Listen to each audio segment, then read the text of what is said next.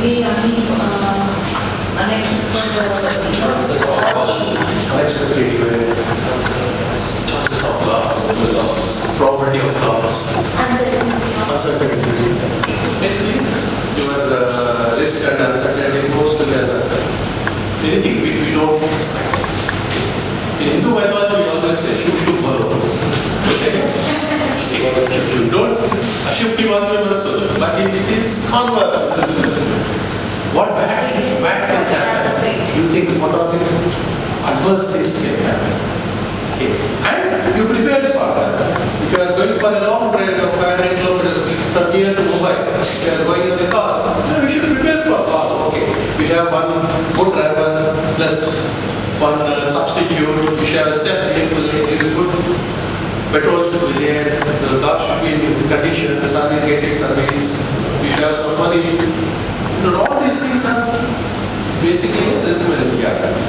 It does not mean that the tire will punch, but at least your should be prepared for it. Suppose if you don't prepare for it, what happens? It becomes a shock. Okay, in risk management, we should not have, risk management always says, oh, I never thought from this angle. Most of the times it happens, if some adverse things happen, which we didn't so that is what is basically a risk management. You think these are all the adverse things can happen. How I think about all these things? If you don't think, then what happens? It becomes a shock, it becomes a collapse. So basically risk management identifies risk involved in an organization. We are not talking about a small event or a house or something. We are talking about a big organization. An organization, any organization, nowadays you see any size organization, maybe 10,000 crores business, 10,000 crores worth assets. Ultimately what happens? Identify the risk involved in the organization. Estimate how often those risks are likely to materialize. Materialize means here, it may rise. If some adverse things come, it will rise. Measure the potential consequence. What if something happened? What will be the amount of loss? Okay. Explain the options available to exercise some degree of risk control. Nowadays, in all organizations, risk management is a separate one. We go back 30 years back, 35 years back. There is no element of risk. In fact, when I studied my MBA in 1987-89, we don't have even small bit of risk. We don't know what is risk. Only we have profit, loss, all those things. But nowadays, what happens? It became small job, right? Sometime in 1990s. In 2000, it became subject. Now it became a course. Now people will say, don't do banking business, do risk business. But still there are not many colleges who are offering this kind of risk management. Very, very. Even in MBA colleges, if you see outside, how many people know about risk? Okay, they have got a standard university some 10, 15 years back, somebody has made a syllabus and gave it to you. Okay. From risk management, I will know about this. Especially we have got some foreign God or some institutions like us are talking about risk more. But otherwise, but in organization it has this department and these teams are there. But whereas in academics, this is not. Regulators also pushing all that. Yeah, regulators also pushing. It requires a lot of effort. First, academics, you should have. People do not know what type of risk. Sometimes we also surprise, catastrophic risk. What books we have? We have very few books. All foreign authors. How to introduce? It becomes a big challenge. Risk is always forcing. Can happen. This can happen. Okay. At least 4 years, 10 years before you have predict. Then only you can do your business. An organization to develop coherent management and procedural framework is more important. Identifying the risk is okay. You have to identify what happens, how to control, when it will react. Okay. We do trading in stock exchanges, stock markets. Most of the traders, most of the investors, what they see, okay, this Harinamani is good, Mukesh Ambani Company is good, Tata's is good, HDFC Bank is good, Kotak Bank is good. We see all these things and we invest. We don't know what status we have. 1 year back, if I tell about ILFS is good, ILFS is bad, if I say, people will never believe. They will start with ILFS. So bad, how big building they have. Is it an outsider person? This is that. But how strong building is it? Building is also strong. How management? How financials? Is it? So we don't teach them that. This is what is basically, you identify some risk, how it gets materialized. DHFL, if I say 1 year back DHFL is going to collapse, people will slap us. What do you know? It is the fourth largest company, but what happened today? It is insane. What is this?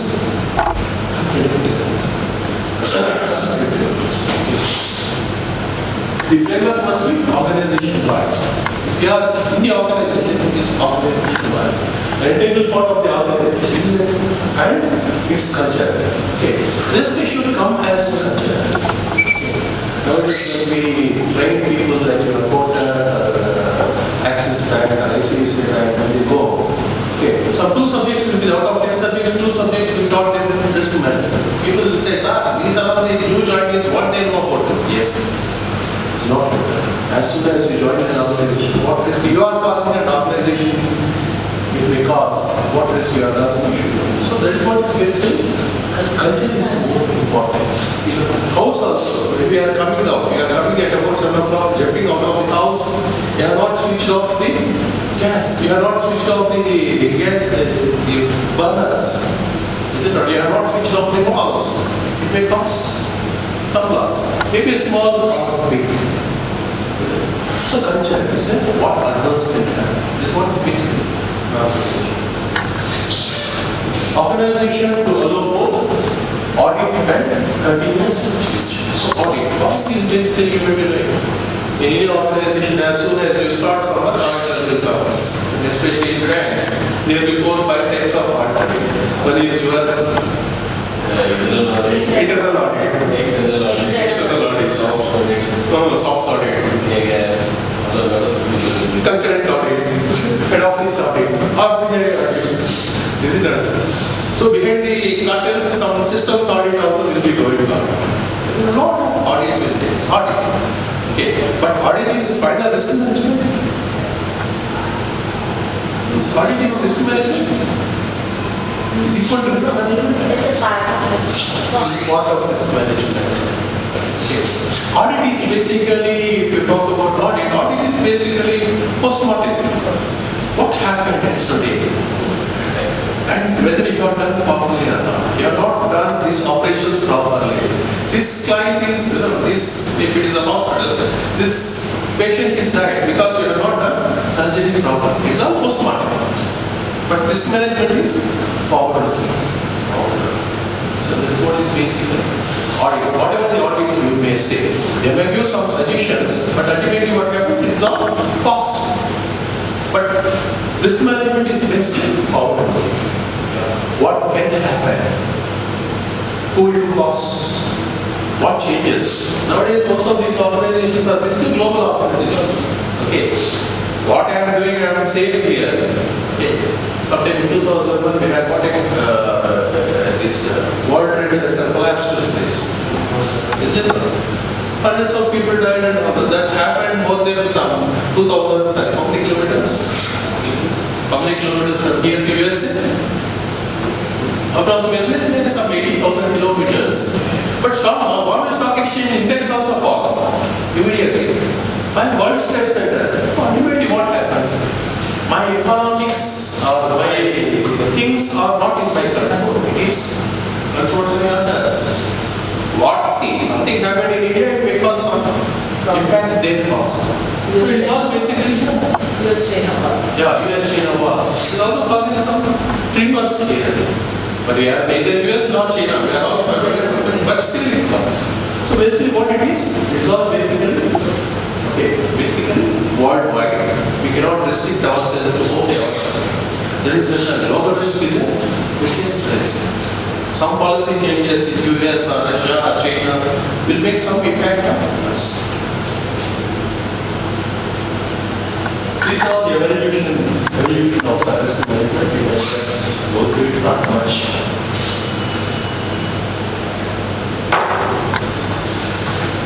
So 19th century, 18th century, what has happened?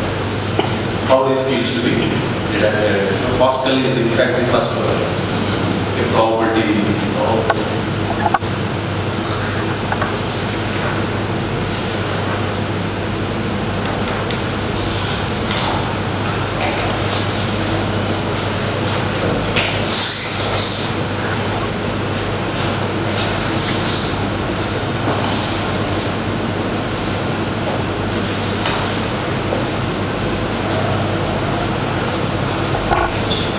Basically something, in fact, before, in fact, in 1995, banks never bother about anything. If you are talking about, not criticizing, okay. If you are talking about a State Bank of India or any other public sector, what is their role? Open the bank, start operations, लेना देना सब होते हैं, 3 बजे को बंद करो चले जाओ. We used to call it 333 model. Borrow at 3%. Lend at 3 plus 3%, 6%. Close at 3 o'clock and go to golf course.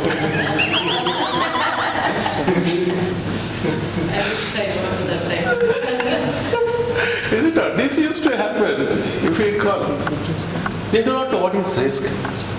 Okay, whatever the interest is there, add interest and add to your income. Whether interest is realized or not, whether installment is realized or not. This used to be a state of affairs, you know. That is what is 333 model. But only when Basel came into place, we came to know, yes sir, there is a risk. We require money. Leverage used to be 100 rupees, 100 times bank leverage. You have got only some 1 crore and you are doing 100 crores business. So a small fluctuation in your business, your 1 crore is gone. Then whose money is, it belongs to only deposit holders, public money. This used to happen. They never realized. Only after Basel 1 is not good, Basel 2 is fairly successful. When we want to raise IRAC norms, income recognition norms, whether your income has come or not. If it has come, then only you recognize it as your income. Then all these bubbles started. Before that, suppose if Basel norms were not there, any bank can drown at any time. Like that we never realized. So that is what is basically operational risk and the liquidity risk management became popular in 1980s. Operational risk. Anything? Can you throw some light? What is operational risk? Internal fraud. Yeah, internal frauds, system failures, people excellent. Process. Yeah, you will be good in processes. So basically operational risk is also. Who causes operational risk? Who causes? We people. We should say. In risk management, no one. Even if you cause a risk, you are creating something, some record, some history, some trend. We people cause. We cannot say don't. People, PPTL. So easiest way of remembering operational risk management is PPTL. PPT, you know well, PowerPoint presentation, what we are doing there. Another name. P stands for people. Another P stands for process. T stands for technology and legal. Okay. PPTL. People, process, technology and legal. Okay, there are different definitions are there. If you go to Basel has got a different definition. They say any risk other than credit risk and market risk is known as operational risk. Yes. Okay. Any risk other than credit risk and market risk. So they have not bifurcated much into them. One credit risk, one basket is, second basket is market risk, and another basket. Other than these two is operational risk. That is what they divide into your 3 pillars of Basel. Liquidity risk management, liquidity risk. What is the liquidity? Cash flow. Yeah, cash flow is not there. Cash and equivalent to cash. Equivalent to cash. Any world countrywide trend you have seen recent past? Housing finance companies. Housing finance companies, yeah. Housing finance companies, NBFCs. yeah. NBFCs, your ILFS pays risk, liquidity risk. Is it all? In fact, it is like any disease that comes to a human being. Ultimately, what is common? What is common for any disease, whatever you get? You will have cough and cold is one set, fever, weakness. These are very common. In risk management also it is very common. Any type of risk that ultimately hits the organization, what is the first thing? Liquidity risk. Paisa nahi rehta hai. Is it not? In fact, we call it as a liquidity risk as a king of all risks. क्या हुआ? Whether whatever it may be, ultimately it hits your liquidity paisa. Your money flow or rotation will not be there. So if you go as per the preferences on the top, liquidity risk. Yeah, liquidity first thing. In fact, we have seen what is that? Currency notes ban. Demonetization, excellent. Okay, demonetization period. All of us face liquidity risk, is it not? Our friend is having 1 crore rupee in his bank account. Can he withdraw? No. Our madam is filthy rich. What? Can't buy bread. To put 100 rupees petrol, we don't have money. I went to a dentist. I told her, there is no money. She is my friend only. Okay, sir. I told, I will transfer the money. So at the end of the year, it is only 200 rupees. Sir, only 200 rupees you can pay cash. That is also not there. I will transfer from my account to your account. There is money in the bank. There is no ATMs. Even ATMs are there, very well, no problem. But there is a big line. As soon as your turn comes, money is out. What you have faced? Liquidity management. Most of the times, Everyone believes in cash. yeah, everyone believes in cash. So actually, that demonstration, what are the benefits, demerits, and all these things is one side of the economic side. The other side is people's mindset to change into a card, plastic payments, and Digital payment. most of the people very, very huge digital Yes, yes. Small shop. It was very less. Only the educated people are used to use the plastic money, but thereafter we can see even the fruit vendor also is Fruit vendor, chai wala, sir, wherever you But go, it was that Paytm card will drastic be change to use drastic change. QR code. that's the one. This is what is required. People will not change on their own. Force. Now nobody remembers how they suffered at liquidity because they found out many different ways of Many managing different the ways. risk. Yes, yes. Thereafter we had a lot of apps called Pay, Google Pay. Google Pay, Lot many pays. which is happening They instantly. eat a lot of money in the middle management, right? Like how their operations can. They get some small commission. They get small commission. Daily like basis of Chandni Chowk, they need cash only. Hundreds of crores on daily basis. Cash only. They don't believe this. There is no NEFT, there is no RTGS. Is it so? Now also? Even now, Mumbai was a lot of places that they do not accept. They are the Asia's biggest market when it comes to spices and all these products. They need in cash. They deal in cash. That is what is basically liquidity management. You don't have money. Companies, almost all companies face this. Is it? So sometime in 1990s it became very good. Operational risk. Harshad Mehta, in fact we call it as a hero of your operational risk. Harshad Mehta scam. In fact, in scams, in fact we know only these are the first biggest scam that happened. This kind of things can happen in the market is what we come to move to. Yes. Like that, a great evolution took place. In 1980s, number of high-profile bankruptcies took place. Sometime in 1974, we had a case called Herstatt Bank. Have you heard of Herstatt Bank? Herstatt Bank is Germany's 25th largest bank. Okay. Only one trader has made entire difference for it. Okay. Only one trader. So he used to trade, the exposure we call it as, he used to trade 80 times of more exposure than what the bank is supposed to take. One foreign exchange trader. So they believed him. Entire powers, he became autonomous, no control, no thing. What he is doing, where he is doing, what he is doing, nobody knows. He says he is getting more profits for the bank. He gave a full liberty. And full liberty ultimately caused big crash. All of a sudden it crashed. Japan's side has turned back. After that, not only when the bank collapsed, it is not only the bank collapse, it caused collapse of many other banks. Dozens of banks. Interrelation. Yeah, interrelation. So bank cannot work in isolation. Okay. So they will have to give something, take something. If you want to have in isolation, it cannot happen. You have given something, you have to get it after some time. You did not get it. In between, the bank got collapsed. We call it as a time zone difference.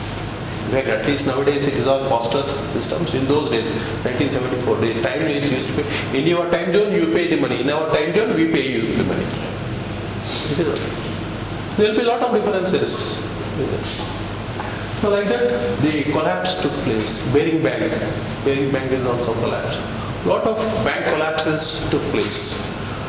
Ultimately, it opened eye for many people. Yes, we will have to think from the risk management perspective.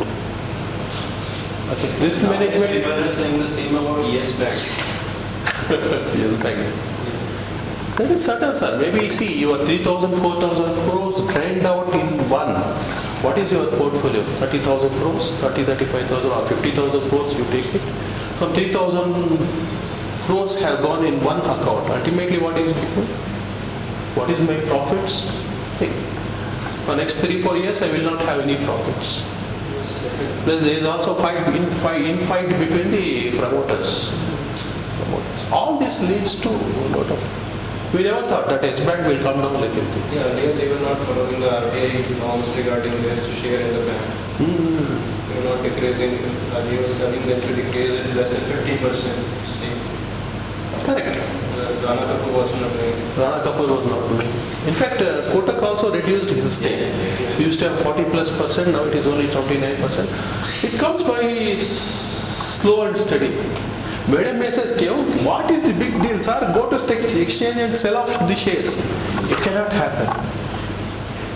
If your Uday Kotak puts 1 crore shares, immediately the price falls from 1,500 to 500. I cannot download, I cannot do. Only thing is I will have to see, I should not touch the market much. I will have to, potential buyers, we will have to find it out. The negotiation, the price and what. Lot of things need to be done. So all of a sudden I cannot decrease. There is also a big risk. So risk management professional still has to address the same issues faced by earlier trainings. What we see most of the times, we don't learn from our past experience. You did some mistake and again that mistake is repeated. Again that mistake is repeated by someone. That should not happen. If you are a risk professional, what happens? Learn from others' experience. Keep your eyes, ears open. What is happening in other way? That is the reason we introduced, risk management is nothing but case studies. Is it not? Study what happened, where exactly it has gone. Is it not? In fact, all these issues we can see. ILFS is also faces the same problem. DHFL also faces the same problem. PNC Bank also faces the same problem. Is it not? In fact, 10 years, 15 years back, your GTP. Do you remember GTP was one of the banks? Global Trust Bank. Global Trust Bank also faced. They have given almost 8,000 crores to stockbrokers. Ultimately, what happens? They did not able to pay, and there is a lot of gap in the balance sheet. Okay, that is the reason what address the same issues faced by earlier pioneers. Risk management must be identified and measured so that threats and cost of implications can be compared. So basically what happens? Why, where it has happened. Do new mistake. Don't commit the same mistake what earlier has.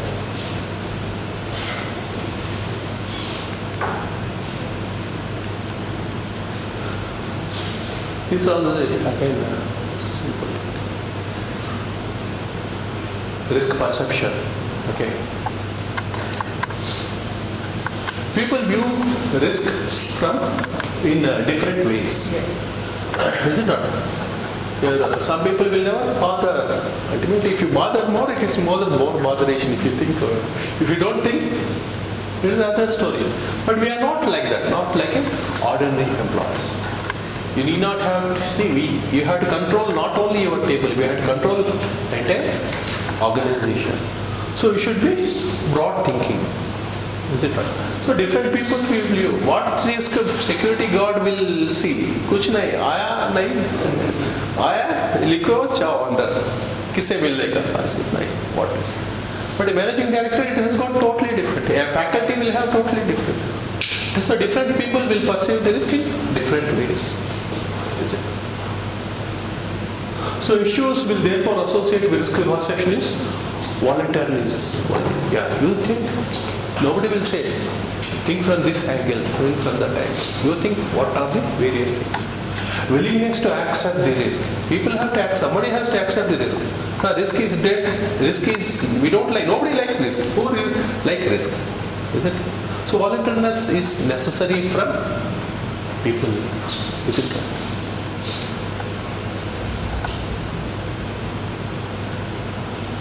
Okay, control. People are more willing to accept the risk they can control. See, what you can control only you can accept. They said, I cannot take the responsibility of entire branch. I can take the responsibility of only cash department. Is it not? Then what happens to your forex department? What happens to credit department? What happens to operations? It is not risk then. Somebody has to volunteer. Somebody has to volunteer. Okay. For a period of time, what you have learned, seen. So basically, you will have to accept more and more. So voluntariness is necessary. Controllability is also necessary. Okay. Delay. Delay also sometimes, many times causes more risk. Is it? Arrest it as and when it has happened. There are a lot many examples are there.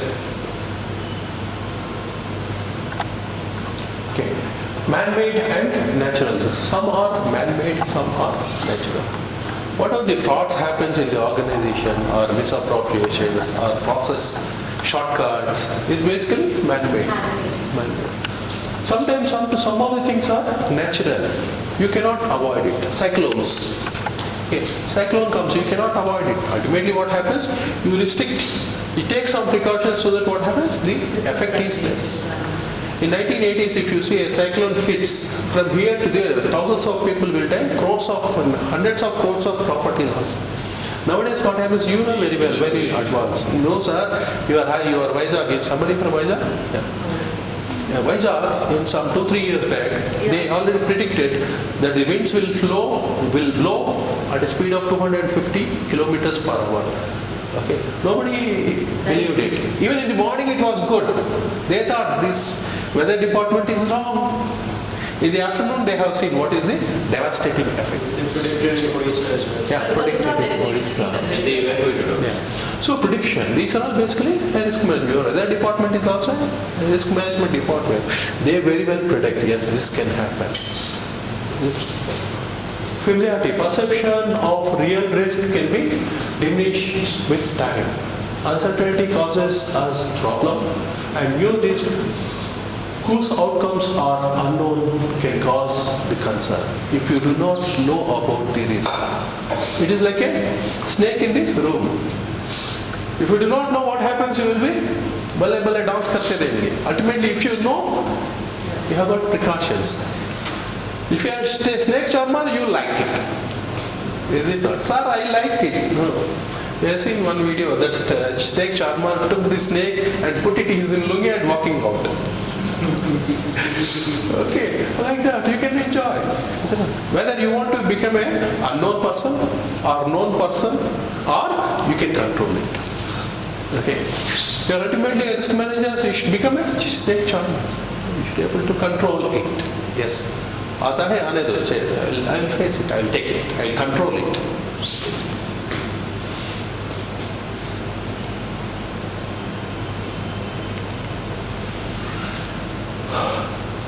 perception, expected benefit. Expected benefits influence our view of the risk. And media is also nowadays big risk, is it not? Whatever the small thing, big thing happens, it goes into viral.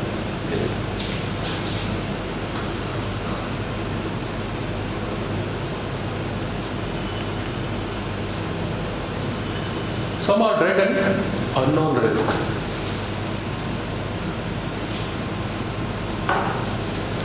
Okay.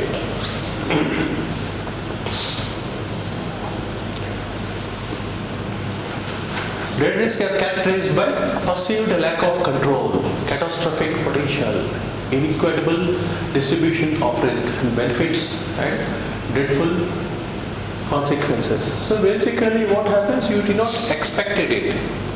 Okay, 2001 September 11th attack, anybody expected it? No, ऐसा होता है, we never thought. So ultimately what risk? It involves strong emotions and particular fear. Risk nobody likes. Ultimately what a risk again. It's a fear always will be there. Okay. So nobody expected even 2011 attack. Even they never dreamt it. Okay. Ultimately what happens after this incident, people will think, oh, we never thought from this angle. So till that time, only in a plane, hijack used to happen. Take some hostages and demand for something. Risk was there, but Yeah. it was selectively for some people. Yeah, only for some people. It is only something. But what happened, we never thought it will turn into this level. In fact, the people who have planned it, they never thought it will go to that extent. Unknown risks. Unknown risks are those things less generally known, with limited knowledge of risk, perhaps with a delayed effect, where the risk type is huge. Okay, unknown risks. There are some unknown we never expected. Is it not? It all depends upon how you are assessing it. Okay. Unable to anticipate, unknown risks are those unable to anticipate and describe. Very difficult, unknown.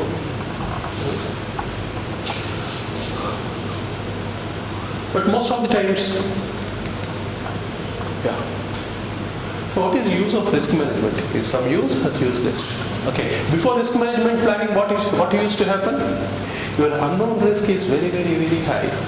Your known risks are small if there is no risk management. Suppose if you are implementing risk management, what happens? Most of the risks are known. Yeah, documented. When it is known, You can handle it. you have got controls.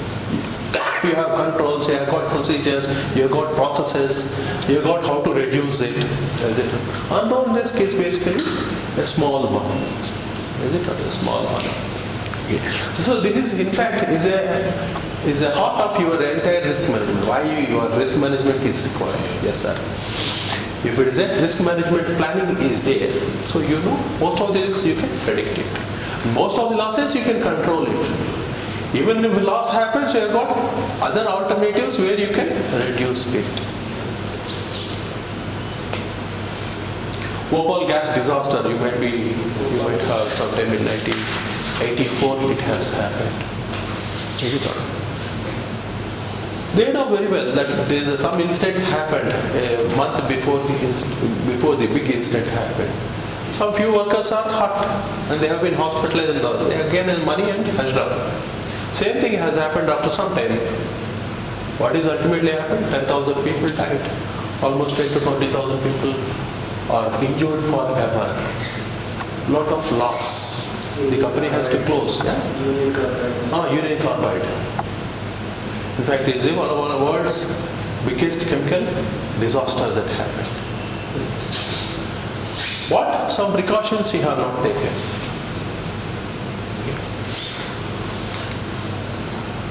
So if you have not taken precautions, ultimately what happens? Ultimately there is a disaster.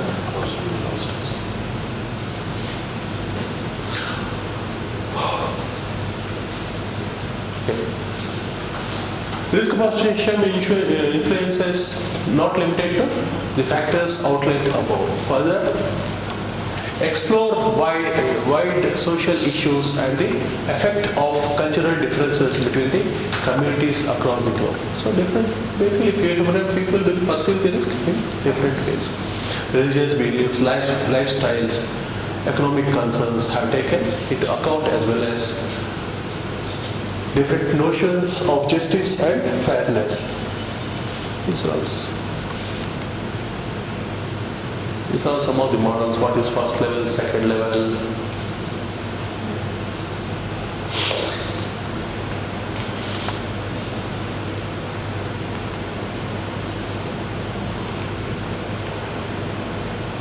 Risk and uncertainty. Madam gave the example. Risk and uncertainty. Risk is also known as uncertainty. But there are some differences. Is it? There are some differences.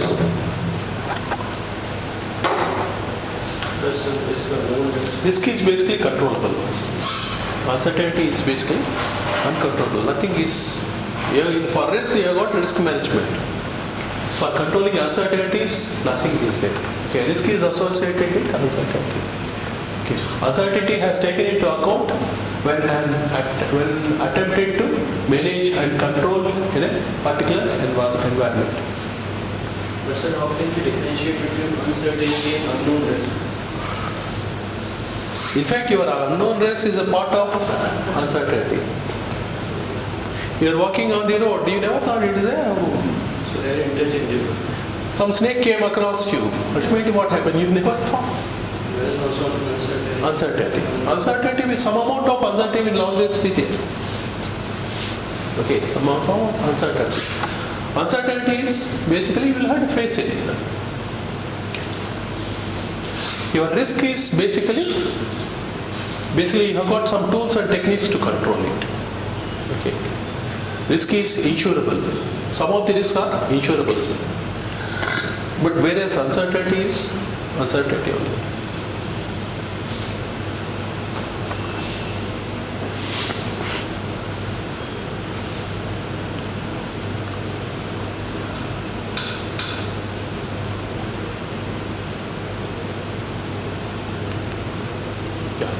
This small slide is okay. Risk and uncertainty.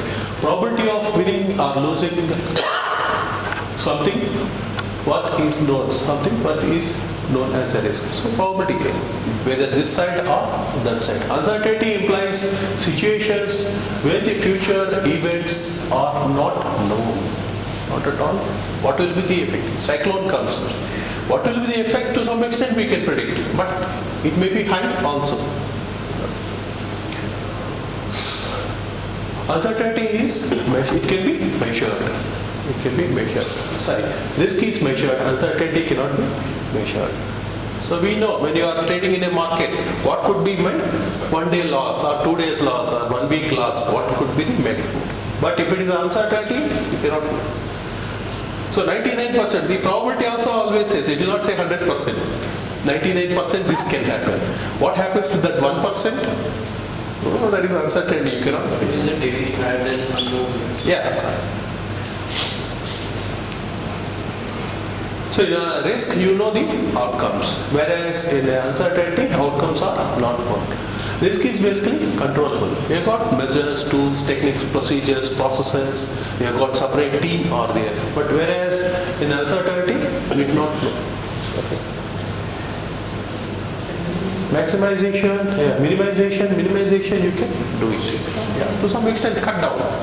We cannot arrest full, to its greatest extent you can control, but uncertainty is not. Probabilities are assigned. For uncertainty, probabilities we cannot assign. We got value at risk is one of the tools. It says, in 99% of days, this can happen. Your maximum loss is this much, we can say. But whereas it is uncertainty, will not be.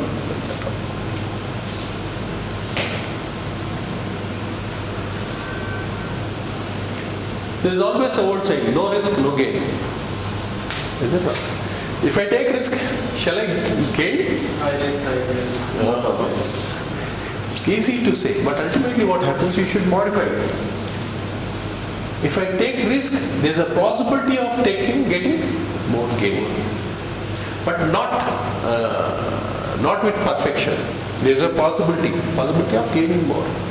If I don't take risk, I will not gain at all.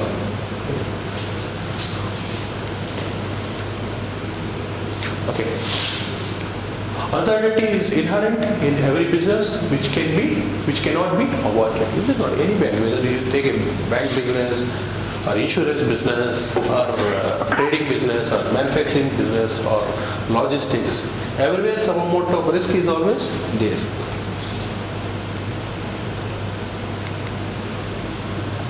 Risk reward. What is risk?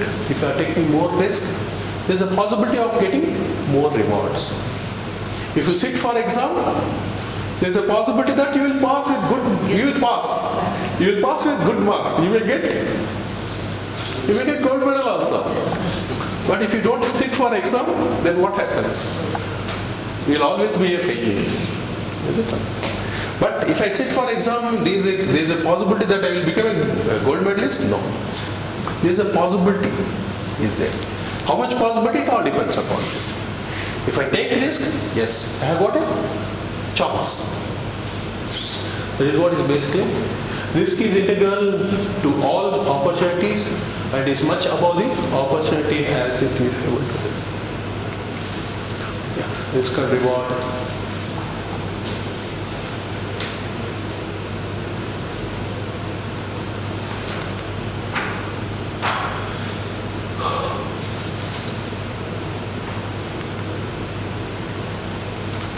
We'll go to a little bit about types of risk.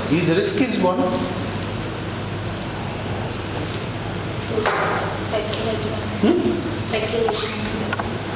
Speculative risk. Is entire risk is only one basket? Some can be available and some cannot be unavailable. Available, unavailable. Yeah, risk need to be bifurcated. Okay. It is similar to a doctor. If you go to a doctor, if there is only one disease, we don't require doctors. Is it not? Any disease you got, you take a tablet, it will go on its own. But why doctors are meant? For our health. He can diagnose what your problem is, whether it is only simple headache, or a fever, or dengue fever, or some other higher diseases. Is it? Depends on the nature of the patients. There are almost 22,000 diseases are there in the world. Another 300, 400 diseases, they are unable to give the namakaranam. Okay. Is it?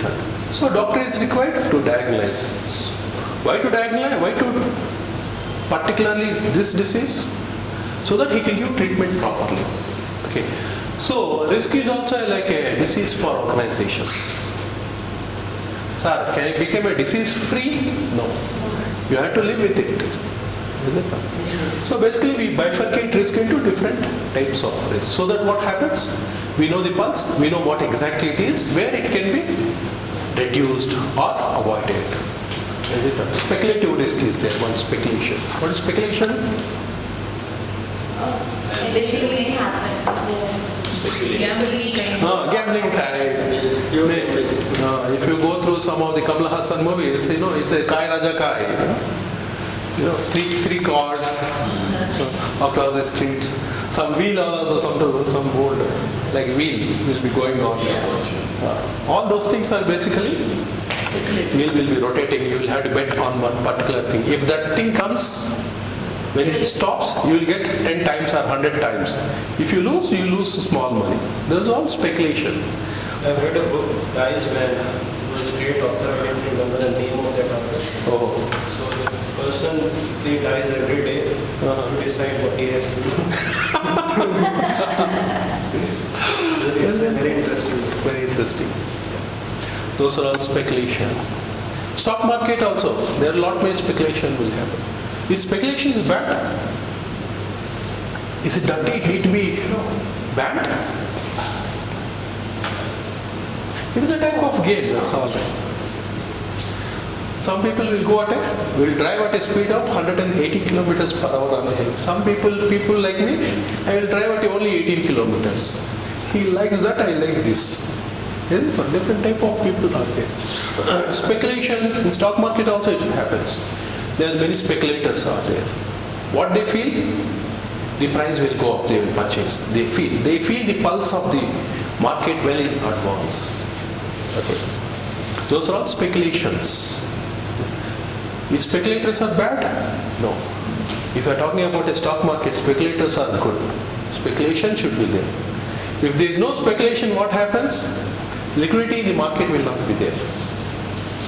If there are only buyers for long term, only buyers, sellers for the market cannot run.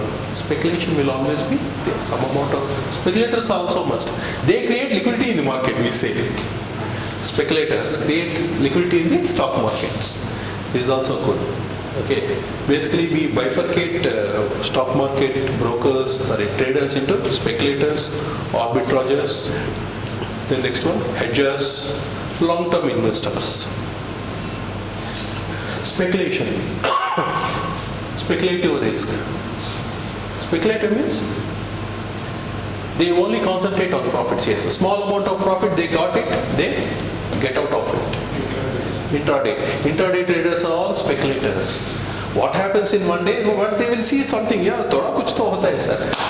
The HDFC share will move by 2-3 rupees. Oh, boss, I want only 1 rupee movement. He never say 3 rupees also. 1 rupee movement is also okay for me. I'll buy 1 lakh shares, I will sell 1 lakh shares. I made a 1 lakh. How much you made for keeping the shares for 10 years? Speculators' mind, this attitude will always be like that. Okay. Yeah. Day to day, what benefit I will get. Speculative risk is a speculative. Speculative risk, pure risk. What is pure risk? Have you heard of pure risk? Pure risk always causes losses. Okay. The loss is already known. Yeah, pure risk. No, an accident happens, a car accident or anything. Ultimately, what is the outcome? It's a loss. It is a loss. Car accident ho gaya, profit aa gaya, hota nahi. Is it not? That is what is basically pure risk. Whereas a speculative risk, in pure risk, it is always loss. Outcome is always loss. Okay. Pure risk can be insured. Pure risk can be insured. What we people go for insurance, car insurance, bike insurance, house insurance, is it not? All these are pure risk. If some incident happens, it always causes losses. It is insurable. Where is this? It always causes losses. Whereas in speculative risk, there may be a yes, excellent. There may be a possibility of gain also. Sir, in Kai Raja Kai wheel game, I may lose 199 times. One time I may gain. I may take entire money and run away. Is it not? If you are trading in a stock market, every day as an intraday trader, I may be a loser. But sometimes I get a jackpot. In speculative risk, there is always possibility of profit is also there. Not only loss, but possibility of profit is also there.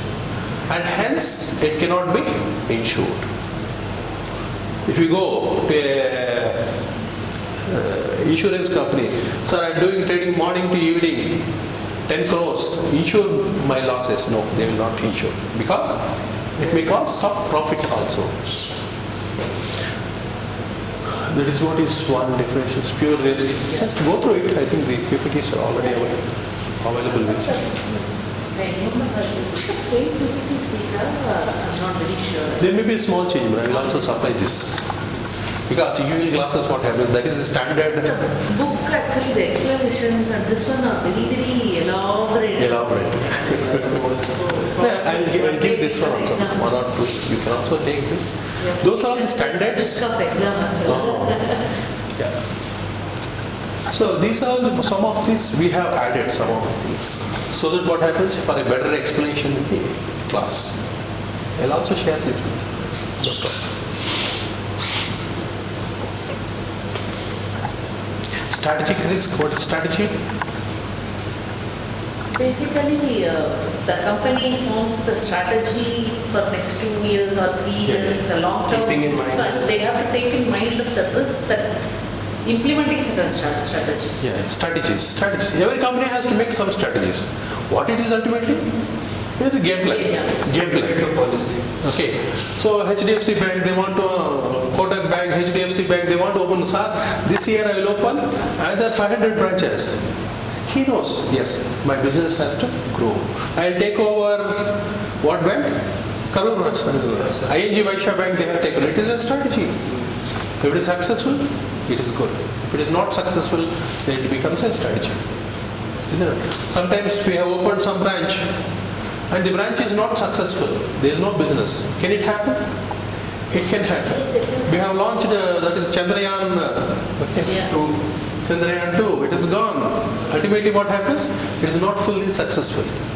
We made some strategies, implemented properly, but ultimately some outcome is not up to the mark. That is what is basically strategic risk. It happens. It happens in the world. We study for exam. For the purpose of, I should be almost all people says, I should be number one in this class. But at the end of the exam, I am also number one, but not from the top, from the bottom. Can it happen? That is what is basically a strategic risk. We make some plans and it is not, outcome is not up to the mark. Operational risk, as I already discussed, these are all these so many things. It may be business disruption, system failure,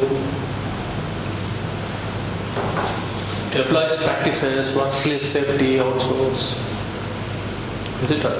Supply disruption, customer service issues. So basically we can all put it, PPTL, people, process, technology, legal, will be treated as operational risk. People, employees are also a risk. Is it not? My trader, my foreign exchange trader, I believe him a lot. For last 10 years he is working. Today will he work at the same pace, same motive. Last 10 years great profit. Today, greatest loss in the world. Can it happen? Yes. That is what is basically operational risk. Your employees also can be a risk. Your system, sometimes systems are also. What happened in Principal data center down. well for data center down, your NSE co-location scam took place.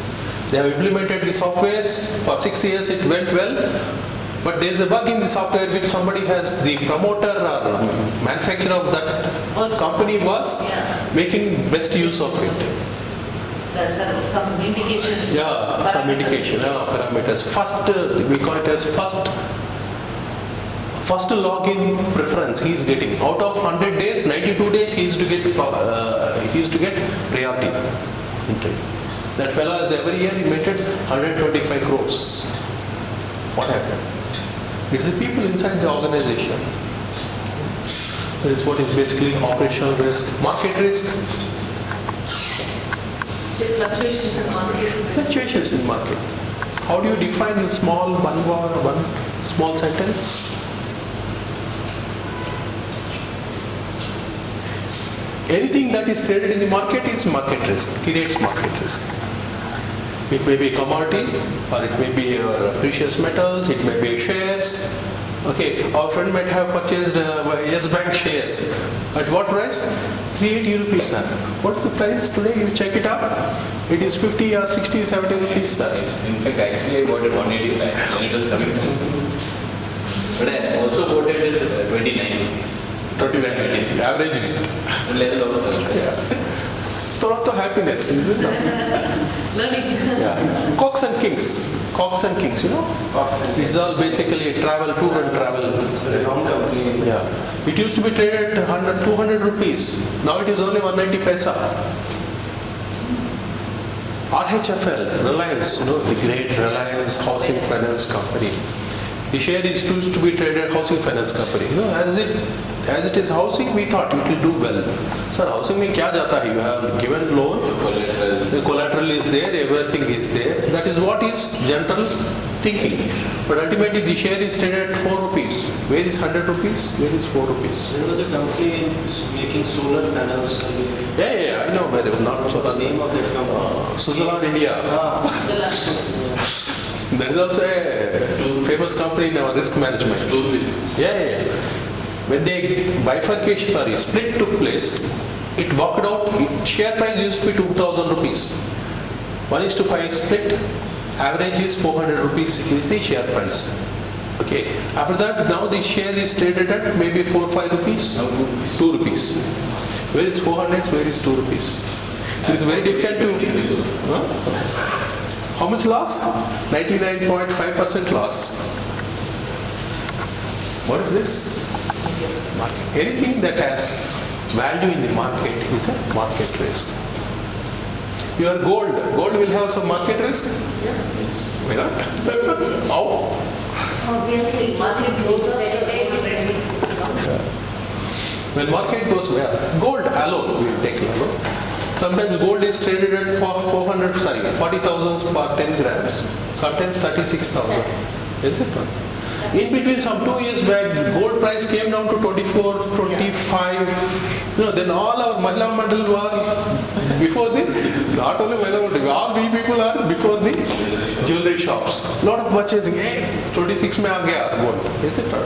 Ultimately we are creating demand. Every year we purchase almost 800 tons. India purchases 800 tons of gold. How much it cost? Almost 40 billion rupees. All these is Largest gold business. yeah, we have got losses. Out of entire world, 33%, India creates 33% of gold demand in the world. Next is our neighbors. Who are there? China's causes 22%. We together causes 55% of gold demand in the world. Suppose we stop purchasing gold, then what happens to gold price? It will come down. But we don't do that disaster for the world. We are all good people. Is it? So anything that is traded in the market, that has market value, which is traded, it has bonds. Bond cannot be always a James Bond, always a hero. Bonds can also be come down. Okay. Interest rates also may go up, may come down. All these all basically have market risk. The stock prices comes down, inflation goes up. Your commodity prices will go up, stock prices may come down. Currencies, your dollar, euro, yen, pound sterling, Australian dollar, commodities also may go up and down. All these are all market risk. Credit risk, bankers should talk about it. Unable to pay for all other payments. Correct. Unable to pay interest, unable to pay principal. Okay. As a principal, whatever the money, first they will adjust interest. Interest wala. और क्या है ये? तुम कुछ नहीं दिया repayment, is it not? But always that word will come. Yes. In the starting that everything goes under interest. Interest first. We always bankers, interest first. Okay. If their interest is paid, it is a good account. No problem, sir. You are a good boy. You pay only interest. We are very happy. Is it? What is it? Credit risk. Is credit risk is only giving loans and advances or anything else? Credit cards. Credit card is again a Credit card. Overdraft. Credit risk arises in any other ways? even in manufacturing industries. Yeah, in manufacturing also credit risk happens. I supplied goods and that outlet, they have closed it before payment of, or he said, sir, your product is there as it is. Medical companies, they face a lot of risk. We supply goods and they said, it is not sold, what I can do? Now it is expiry, what I can do, you take it back. Insolvent or bankrupt. You cannot, you should take it back, that's all right. You will not pay, it is not gone, not gone. There is also a credit risk also rises in trading supplies and all those things. Credit risk also arises because of you issued LCs, letter of credit. Have heard of a letter of credit? Yes. Bank guarantees. Is it not? Bank guarantees when you give, it is also equally credit risk. Nowadays we don't see, we call it as a non-fund based activities. Non-fund based activities also can become a fund based. Ultimately we are very happy that they are paying bank guarantee commission. It is also a big bomb. You are sitting on a bomb. Still it don't blast, you are good. You make a lot of fees based income. If it blasts, God only knows what happens, isn't it? Converting your bank guarantees into fund-based, non-fund-based into fund-based activities is also a great risk for us.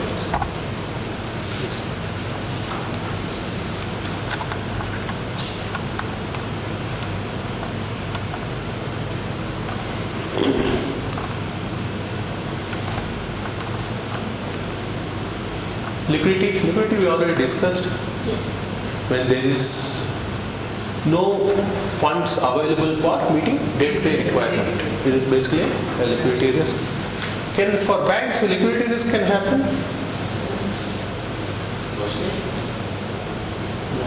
Chances are very All are bankers. Global Trust Bank. I am sitting in the bankers team. No, but I am in technology, sir. These are all the real. But ultimately, Wells Fargo is Wells Fargo. Title, we go by title. Don't go by title now, at least. It's a very bad situation. They are still. Banks faces liquidity risk? Possible. Depends sometimes. Yeah. It happens in day-to-day matter. There's a, yes ma'am, They please. buy from the other bank in that case. That They manage liquidity risk. There's a market called call money market. What it is? Giving the loans for 1 day. One day or 2 day lending. Why it is? It's for meeting this. Okay. By 2 o'clock, whatever my funds in RBI should have positive balance. It cannot go to negative. Lot of checks hits my RBI bank or RBI account. Basically what happens, my clients have issued, my account holders have issued lot of checks. It hit.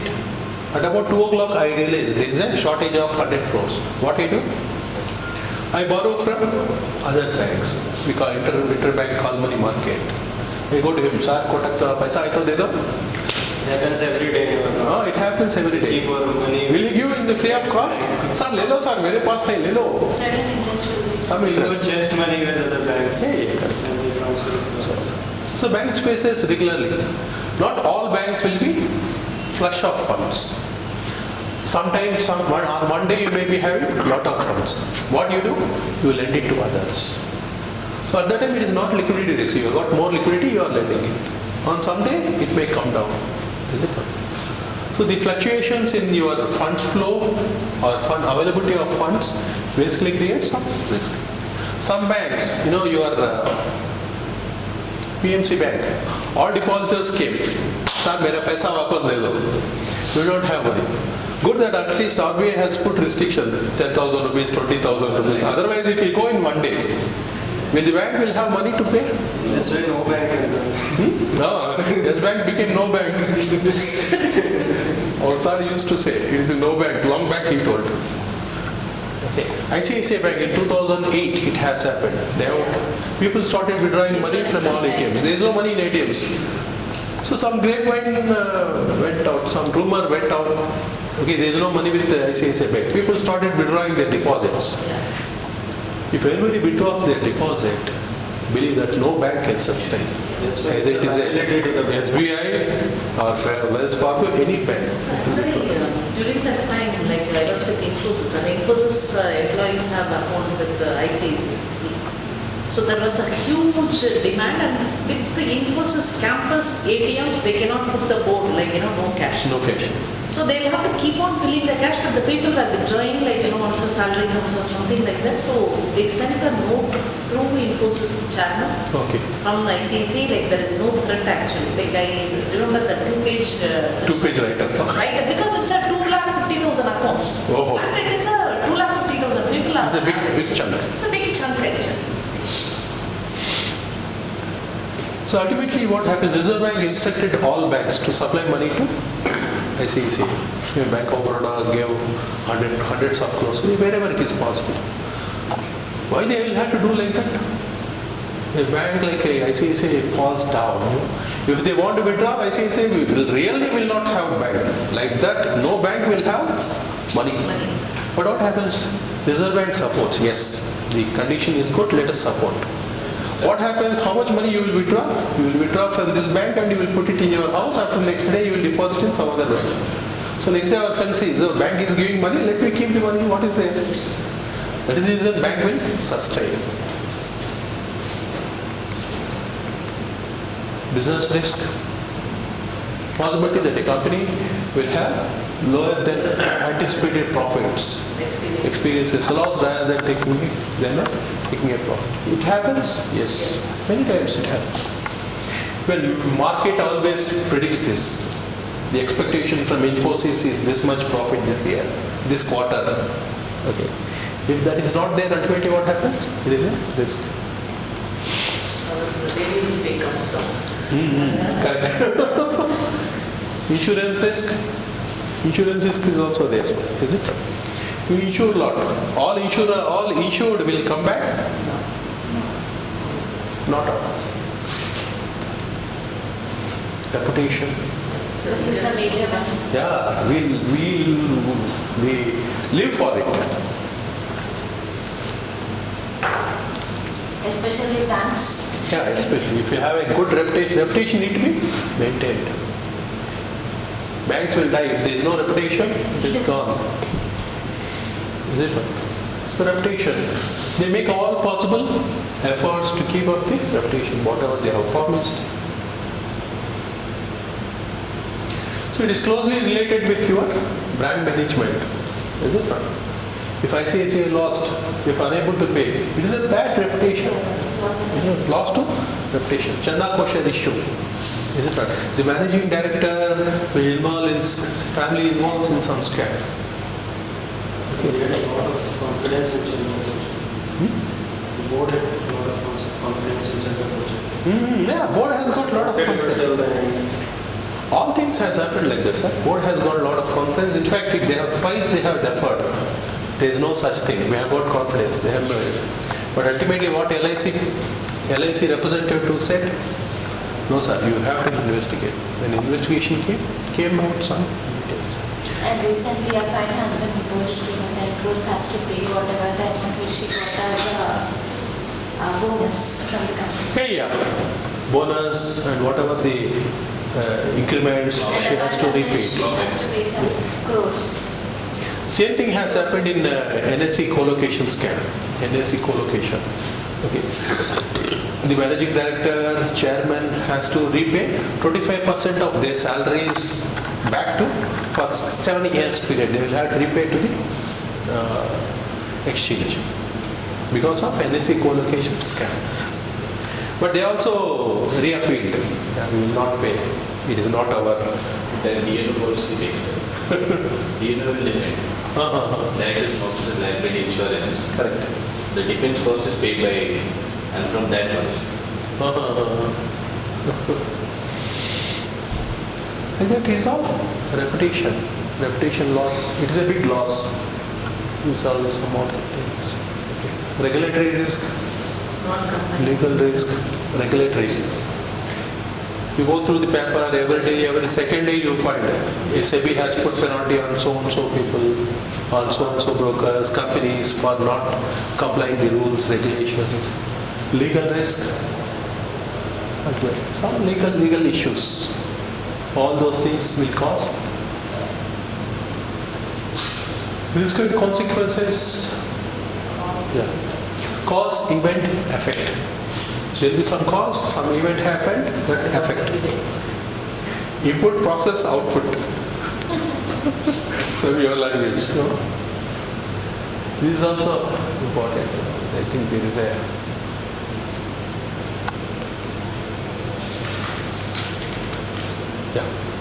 we'll go through it. So there are some causes. It may be people, it may be process, system, external events. Ultimately what happens? Some event has happened. What will be the causes? There could be loss. There could be loss. It may be loss for human or resources or reputation. Ultimately the effect is there. This is also, you can remember very well this chart. Okay. There will be some causes. Ultimately some event happened. It has got some effect. It may be because of people, because of process, because of systems. Okay, all those things. There is a small write-up is there, I will send it to you. Tomorrow I will give it to you. There is a table is there, proper table events. So then you can remember very well. Rather than big notes, if I give a supply table or differences, it will be, you can remember very well.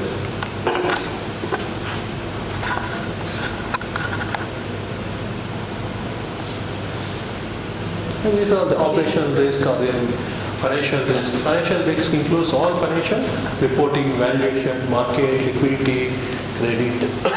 Anything related to money is basically a financial risk. Strategic risk that affects or gets created by organizations' business strategies, strategic objectives. Strategies, company will have a lot of strategies. If you want to progress, some strategy should be there. Why you left your offices and came here? You want some strategy. Yes, sir, I want to penetrate into risk management side. I want to progress. I like this. I got more career opportunities. It is a strategy. Okay. Compliance test. Compliance test is basically related to legal and regulation compliances. Compliance, you will have to comply. So basically, how the management how this management is following the rules, regulations, policies, procedures is basically compliance. Nowadays, if you go to any organization, financial organization, there is a compliance manager is there. Is it? Compliance officer we call it as. He is not a just officer, his rank is very high. Head of compliance. Yeah, head of compliance in fact.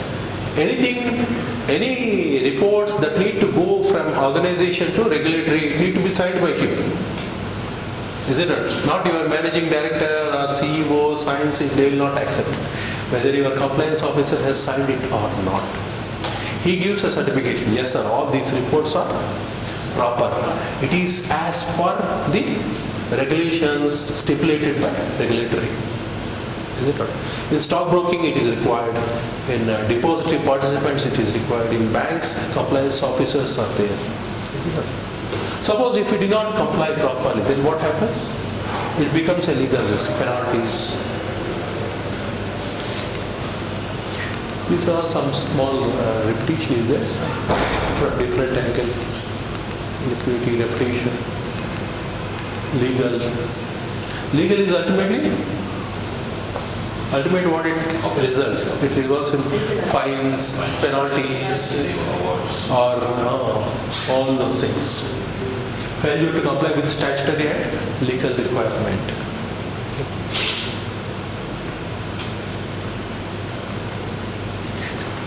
Strategic. Interest rate risk. There is also one thing called interest rate risk. Interest rate causes some risk or not? Yes, interest. Change in interest rate. Change in interest rates. Grand older days there used to be your fixed deposit 9%, 10%. Even I have seen fixed deposit at 14% also, even sometime 1994. Exactly. 14%. And that non-banking will offer 18 or 19%. 18-19%. Is it right? How fabulous? Favorite investment. Yeah, favorite Yeah. investment. Ultimately, what is today? It came down to 6%.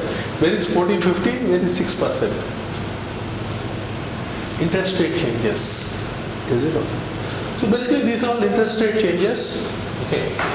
It affects your bonds a lot rather than this bonds a lot.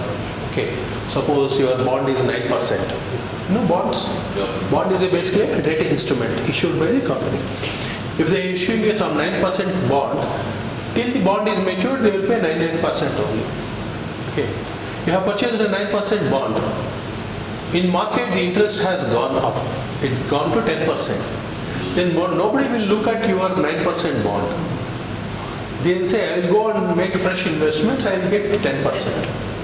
If you want to sell your bond, then what happens? How you have to sell? You will have to sell at a discounted price. No, sir, you don't pay me 100 rupees for 100 rupees bond, you pay 95 rupees. It works out 10% for you. Then you will say, oh, I will take it at 95. What is this 5 rupees loss in face value? 100 rupees bond, I want to sell it in secondary market at 95. I am selling. Then what happens? 5 rupees I lost. This is what is basically pricing. Is it right? Suppose if the interest rate has gone down, you purchased a 9% bond, and after some time you saw in the market, the bond market is only at 8%. Then what happens? You can sell your bond at a higher price. You want to purchase my bond? I will not give it, you have to give it 100%. I will charge 106 rupees. Is it right? So that is what is basically, if interest rate changes, the bond prices also. If the interest rates moves up, the bond prices will go down. It is all converse relationship, inverse relationship. Okay. That is what is basically interest rate.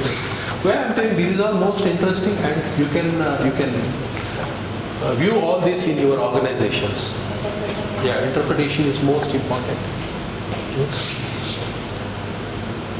Sometimes it happens, we started an Audi, it's like, you know Audi? For bankers, I should not ask all these questions. Because we are used to talk in the class, we go in the same language. Recurring deposit. Suppose madam has started some 10 years recurring deposit. On that day, what was the interest rate? 9.5%. So she is paying. Now the interest rate is coming down, down, down. Now today, whatever the installment she is paying, today also, she will get 9.5%. For bank, for her it is interest rate advantage. For bank, it is a interest rate. In fact, one of my son's RD is there. We kept it for 10 years, 9.25% interest rate. Okay, still SBI is paying 9.25%. I kept it as it is, don't touch. To graduate is answer, sir, you want to continue this RD? Yes sir, I want to continue this RD till the end, no problem, till maturity. Is it not? So bank is facing interest rate. Even if they want to lend it, they will not get 9.25%. No, if it is a house loan, 8.25%, 8.25. Customer service team, what they do, whenever customer calls them, they ask for RTs, number of RTs of same customers will get more than 6. Correct. It's also there. Like 1,000 rupees, you can break it into 10 RTs. So you can pay 100 rupees every month. Foreign exchange. Foreign exchange rate fluctuations. The exchange is constant, exchange rates. Every 4 seconds it changes. So there is a possibility that in a day, there may be 21,600 times it may change. It's small fluctuations, 1 paisa, half paisa, 2 paisa. Is it? For exporters and importers faces this risk, or investors in foreign, or your relatives who are staying in foreign, or your relatives who are studying in foreign, will face this foreign exchange risk. Fluctuations in exchange rates.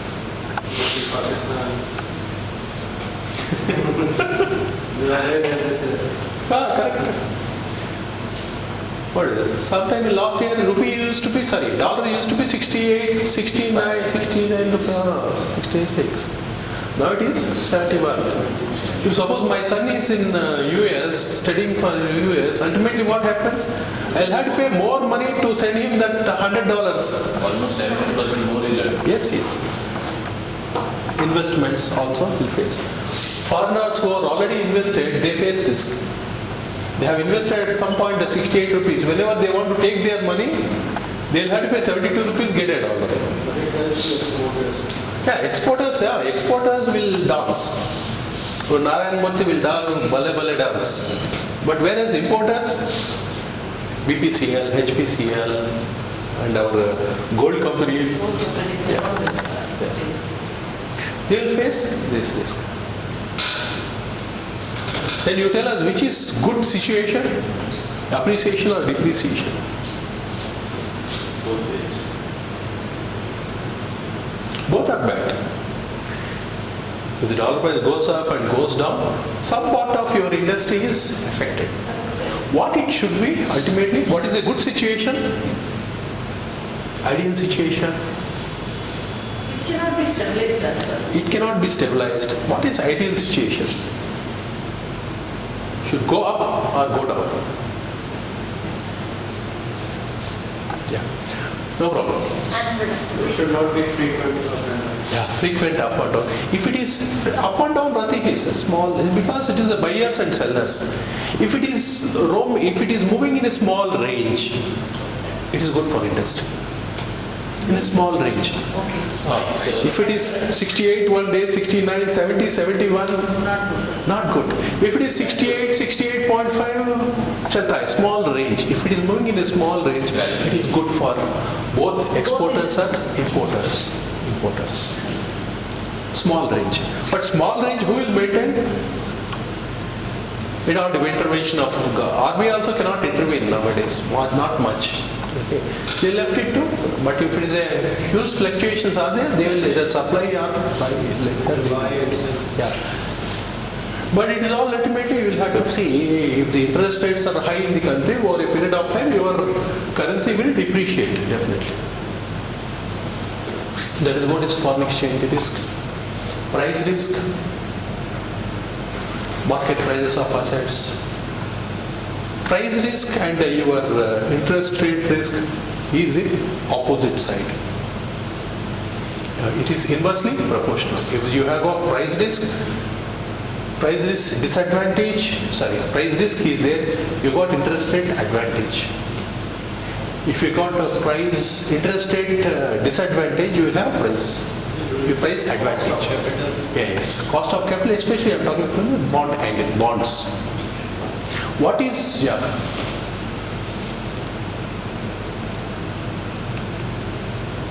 management risk? In fact, management is also a big risk. Isn't it? Management itself is a big risk. If the managing director wants to sink the ship, he will sink it. Isn't it? Directors, yes. Management itself is a risk. Your Chanda Koshar. She was good.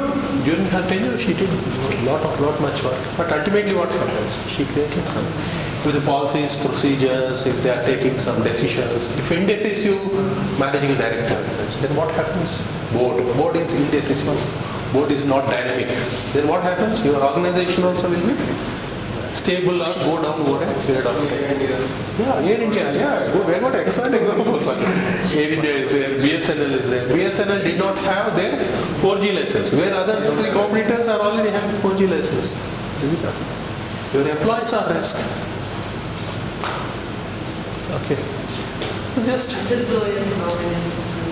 whistleblowers. Something you are doing, Infosys, there is a whistleblower twice. Again, he alerted. Governance.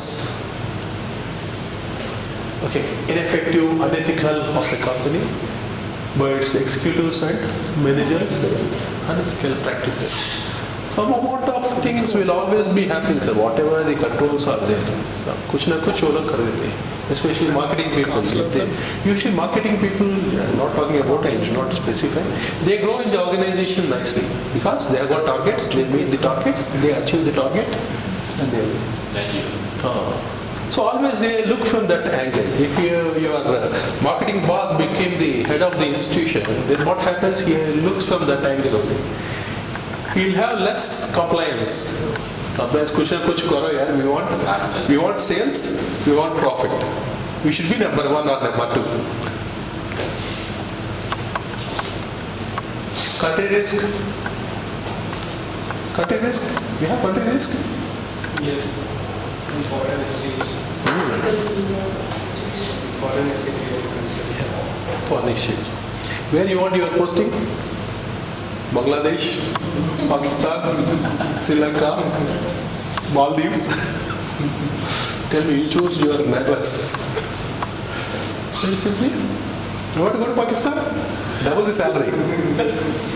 You want to be placed in Afghanistan? Triple the salary.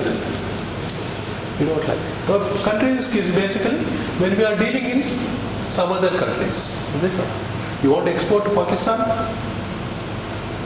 You want to invest in Pakistan? You want to invest in some Uganda and all those countries, Peru, Uruguay, Paraguay.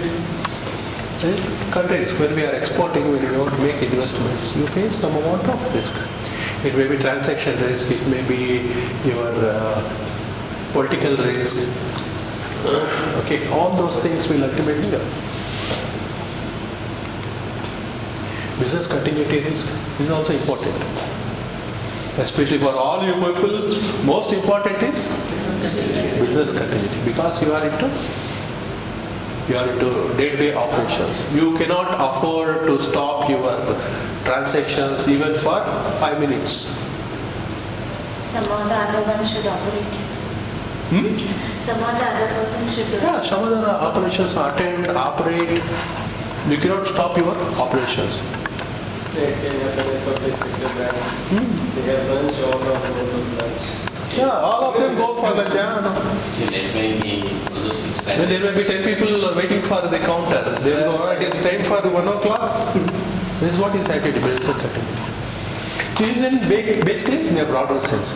Can I afford to close my stock exchange operations for 1 day? No.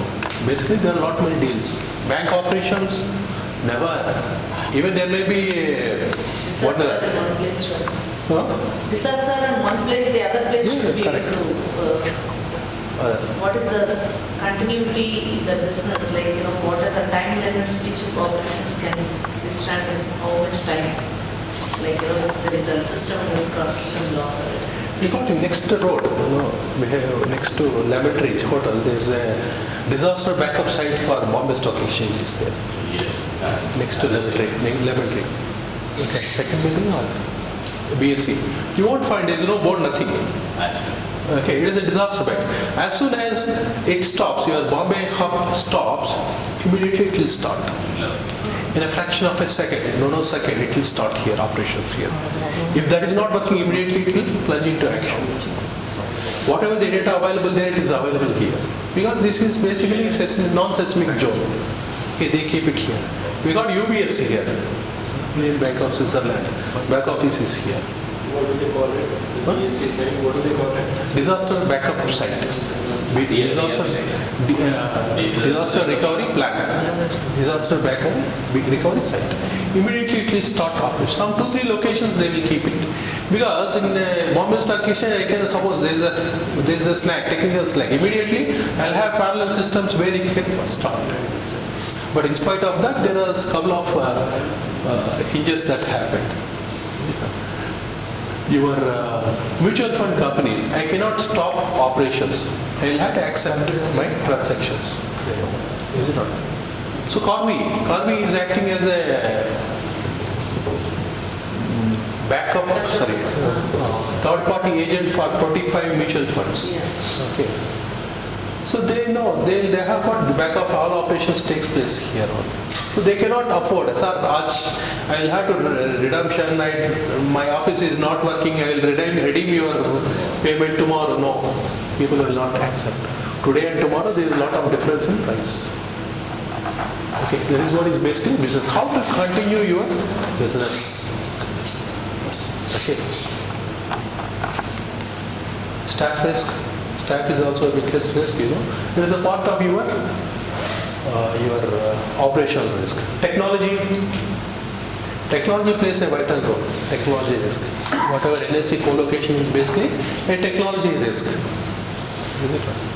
Outdated technologies or no operation. Banks, you need to be very careful. Banks is basically a live bank nowadays. You are in the core of risk. Okay. Anybody can penetrate into your softwares and do something. There's a bank, what is called Cosmos Bank. And in 2 days, 2 consecutive holidays, somebody has entered into the system from 125 locations in the world. They have entered and stolen 96 crores of rupees. Where it has gone, nobody knows. They opened switches, parallel switches they have opened, they have transferred the money. It has gone to some 3-4, it has gone where? Who is ultimately? The reason behind it, nobody knows. What it is? Technology risk. If your technology is outdated, then what happens? You face the salary of movement police officials were drawn from somewhere else. They hacked into the system access line. They did not the salary of movement police. It happens. Now technology plays a vital role. That is, you have to do more risk business rather than banking business. Process is your area. HS, we see a lot of processes will be there. Isn't it? Somebody is absent. Sir, this has got no impact. We will continue. One process itself, one leg is not followed. It creates some risk.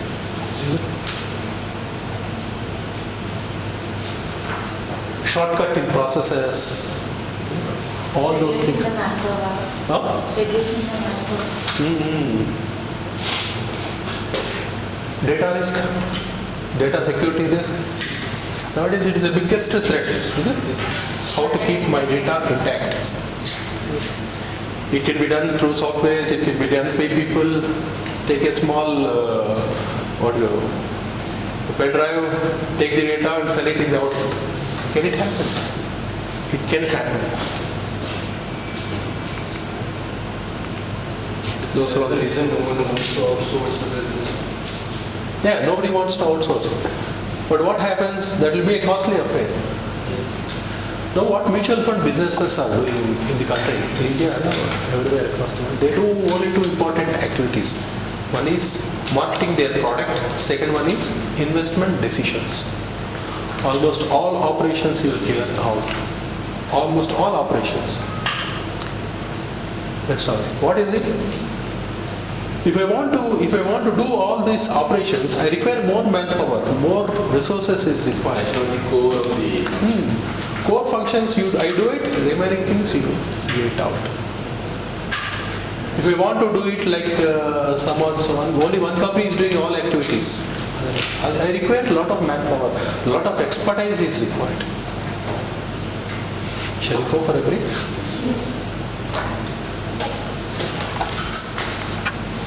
Organization, capital, and ethics. Identification is most important.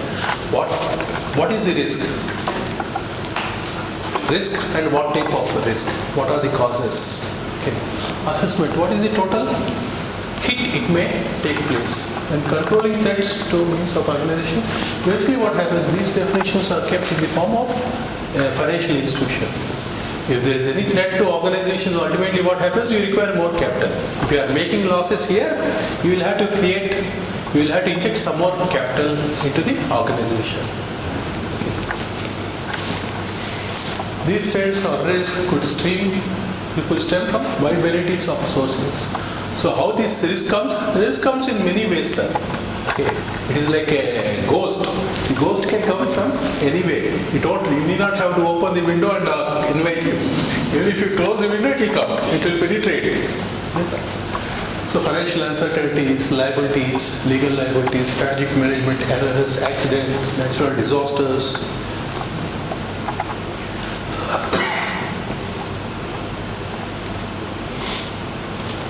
Okay, some of the IT risks, that's the data-related risk management strategies, availability. So basically digital IT risk, software problems, data threat, or technological issues.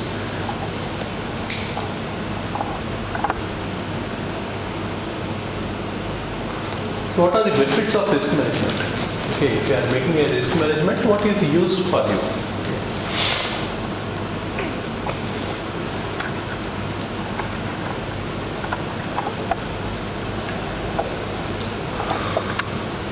So compliance with legal and regulations. So we got Companies Act. Any company has to follow some rules. There will be some regulators. For banks, we have regulators of RBI is there. Okay, banks, financial, non-banking financial companies. For insurance companies, IRDA. For commodities, for securities market, we have got SEBI is there. We got NHB, National Housing Bank. It's like that we got varieties of regulators. Okay. Improve corporate governance. Ultimately what happens when you are having a good risk management, you will have better corporate governance. Okay. Understanding the operational risk. Operational risk can come in any organization. It may be a manufacturing organization, it may be a financial institutions, or it may be a logistics company, or it may be an IT company. Understanding risk associated with opportunities. There will be some opportunities will always be there. Risk does not mean you should run away. Ultimately what happens, some companies like risk. Yes, we'll take risk, we'll have more rewards. Improve both internal and external risk reports. Communication. Okay, basically, we've got stakeholder satisfaction. You know stakeholders? Shareholders, employees, customers, suppliers, banks, financial institutions, regulators, government of India. All these are all stakeholders. What is the difference between stakeholders and shareholders? Stakeholders take place the interest of the company, shareholder Shareholders are basically owners of the company. They own the company. Okay. So for some companies there may be few owners. For some companies there may be lakhs of owners. If you are taking Reliance, there may be almost 6.5 lakhs shareholders are there. Stakeholders, there may be a number of stakeholders who are interested in your company. They may not be owners, but still they are interested in your company. So stakeholders communication is also one particular topic, is it? Then we will discuss in detail. Avoidance of disasters. If you have better risk management, what happens? You can avoid disasters. Suppose if you have risk management in Union Carbide factory, Bhopal, such a disaster would not have happened. Reduce frequency of incidents. See, some small accidents will always be happening. Is it not? People will drink and drive. Ultimately what happens when there is a policeman, they will think twice. I will not drink today because I brought my car. I will have to take my car. Okay, I will come on some other day. What happens? He postpones. Is it right? So reduce insurance cost. Is it right? When there are more and more accidents happens, insurance cost also will go. For insurance company, there is no free money. It will be extracted from policy holders. Increase likelihood of meeting organization's objective. When you have got a good risk management, or what is the organization's objective? If you are a bank, what is your objective? Give a good service to clients. Is it not? Become a first 3 best banks in India. Is it not? Increase your wealth of shareholders. Is it not? Good profits. That should be renowned company. Like that, organization will have lot of objectives. It meets its objectives. Is it not? Preservation of reputation, yes. I don't think any reputation to Kotak or HDFC, is it not? Listen, Kotak is always known for, yes, you invest in that company, it will always go. HDFC, in fact, HDFC is the largest market capitalization group in India. Market capitalization. You know market capitalization? Yeah. Number of shares into share price. Group wise, HDFC is having 4 companies listed. Market capitalization almost 11 lakh crores. Is it built in one day? It took almost 1977, HDFC first started. 1994, 91, they came with a public issue. HDFC Bank started in 1994, 95. Over a period of time, it has built up. Kotak is in fact, they came very late, almost 10 years late too. They got good reputation, yes. They stood for value for shareholders. Like that, companies are stopping. Ultimately, what happens? Preservation of reputation is also most important. Improve safety, health and safety. Quick recovery from emergencies. So these are all the basically emergencies. Some emergencies will always be happening. How fast you are. If you are a well-exercised person, well-fit person, this is always common. But recovery of a fit person will be faster. Is an unfit means physically unfit person, he takes long time, 6 months to recover. Fit person, in 1 week he will come back to the disease. So good companies will recover faster. Whether your organization want to be fit or not. Small disasters, we don't bother. So we have already kept some reserve for it, we are meeting it. Risk management should be measurement of benefits if possible in financial terms. If you are telling in terms of money, it will be always good. But not all risk can be in terms of money. Reputation risk, how you measure? There's no measurement. It's a strategic risk. We can't measure. Is it not? Whereas your financial risk, we can measure. Is it? Opportunities lost, how you measure? Very difficult to measure. Is it not? So these are the risk management objectives. All organizations have a range of objectives. Some are crucial than others. Some are more important, some are less important. Sustaining of the organization is most important. It's a DHFL. Now fall took place. Could able to sustain? No. It went to the ocean at the fastest time. Nobody expected.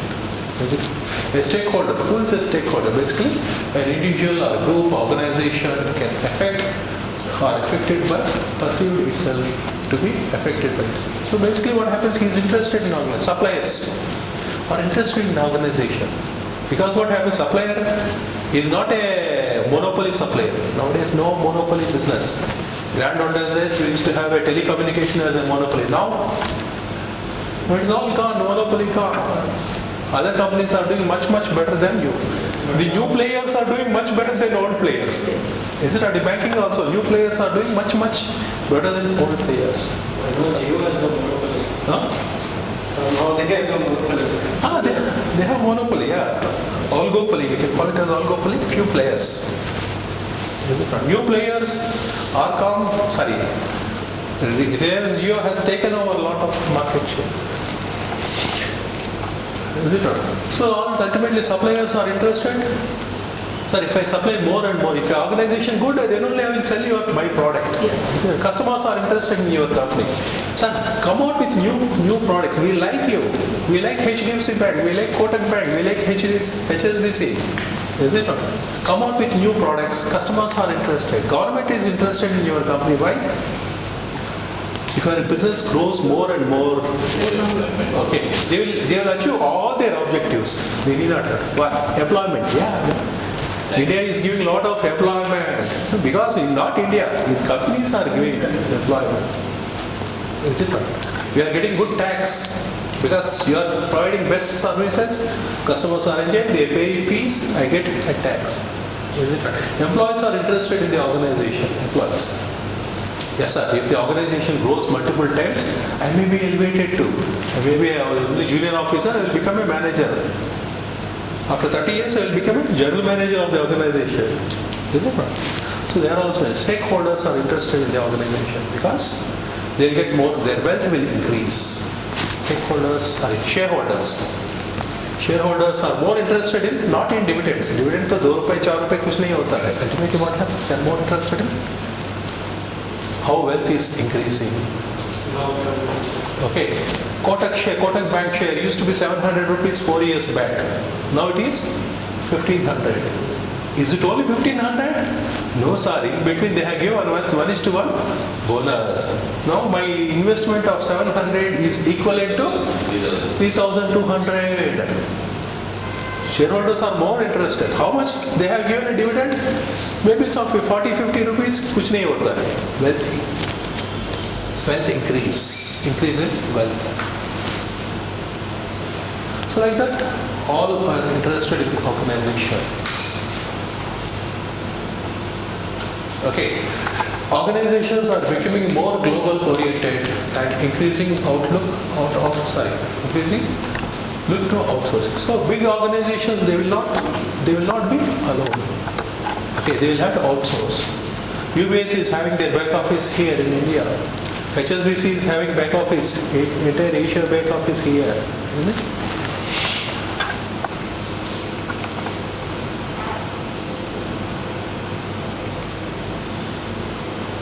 Okay, risk and organization objectives. Okay, market factors and trends. Potential competition moves. Not everybody wants to become number one.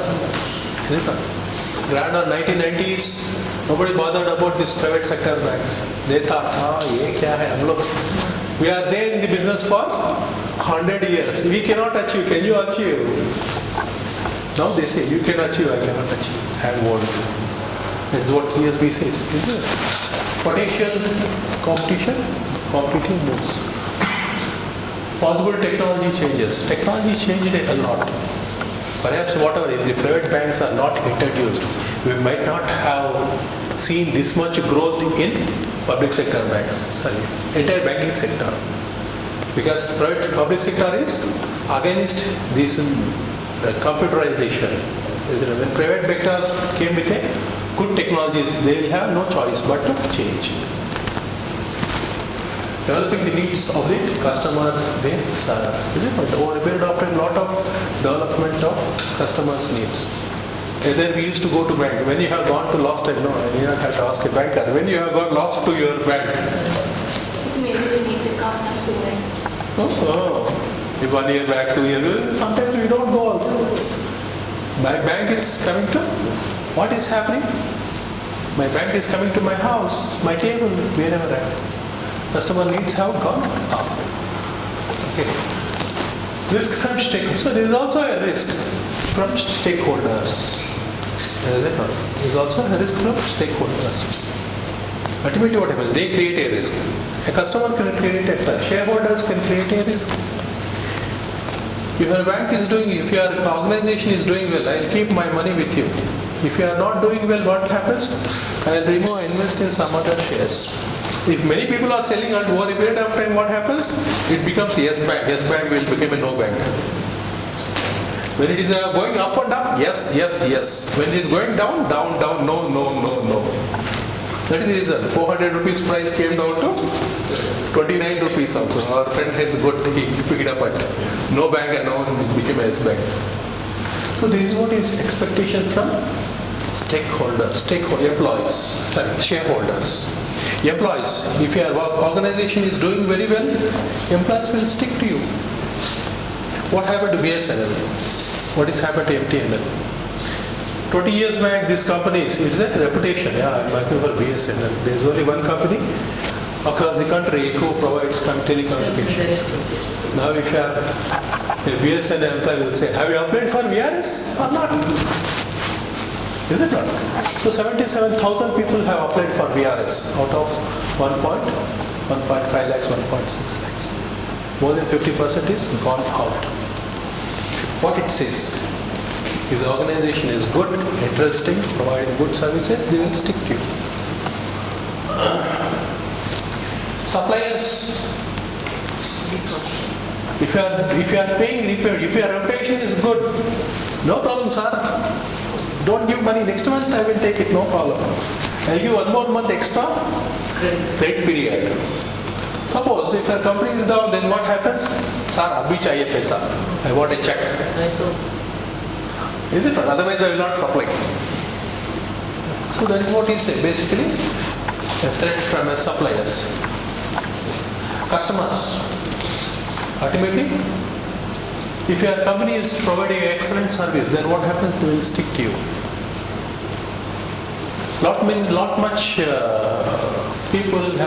Customers have shifted from their public sector to private sector banks because good service. Next, internet service, excellent internet service. Some of these banks, 3-4 banks are doing extremely good internet service, is it not? ICICI, HDFC, Kotak Bank, Axis Bank. Yeah, but not much migration has happened. Why we are not going for old company PSBs? Not many problems. So if a company is coming with a new products, good products, then what happens? They will be elected. But the kind of risk public sector banks take, the private banks will take the similar kind of risk. Like they go to remote places. They go to remote places. We don't go to remote places. Any kind of remote. Correct. For them it is compulsory. Yes. What we do, public sector, we invest in our bonds. We will 40%, 30%.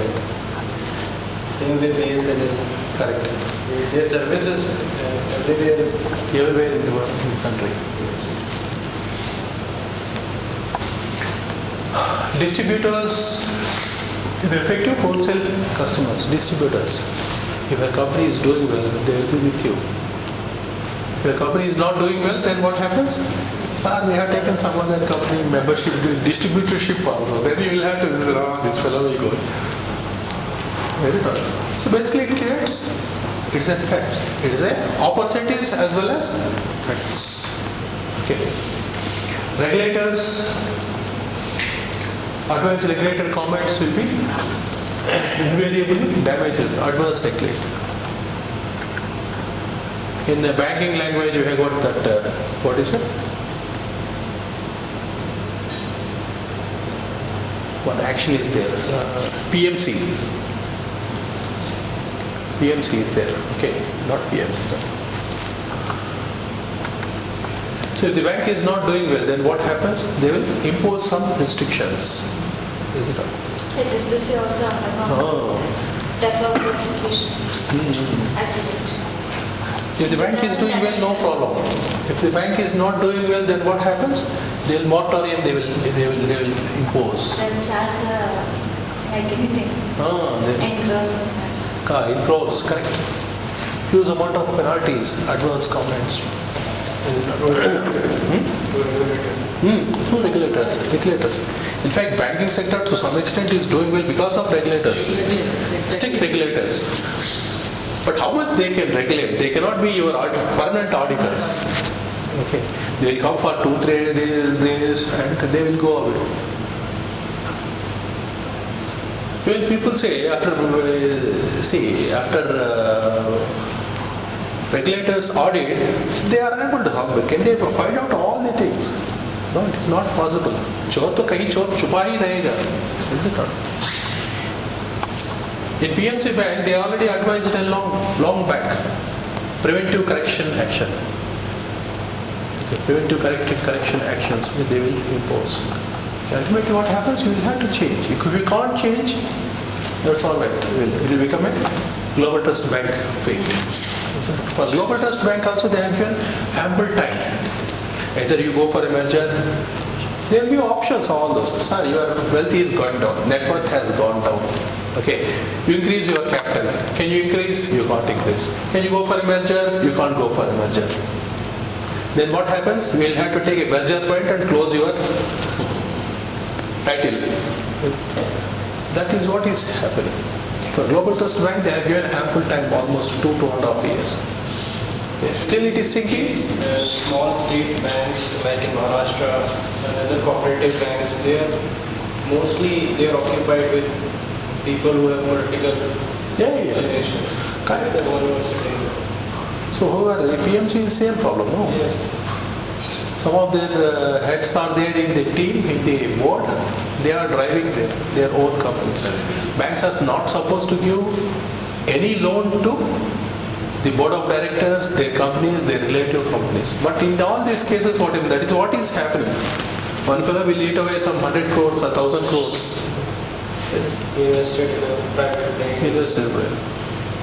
Over enthusiasm of your board of directors will always cause your disaster. So in DHFL, what happened? The Volvo has given almost 3,000, 4,000 crores loans to that HDIL. Ultimately what happens? That could not be recovered. What is your bank organization role? Small loans you have to give. If you give small loans, something or the other you can recover. If you are giving big loan, one will eat away a lot of money.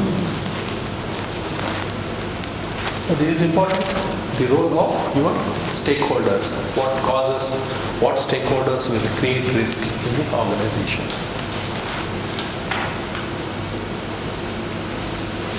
Media also. If your company is doing well, they will write good articles. HDFC Bank is this, Kotak Bank is this. Is it right? But if something goes wrong, they will chase to write articles again. So what happens? Their readership will go up. Good or bad. Private investors also. Private investors, private investors. Yeah, FIA is some of the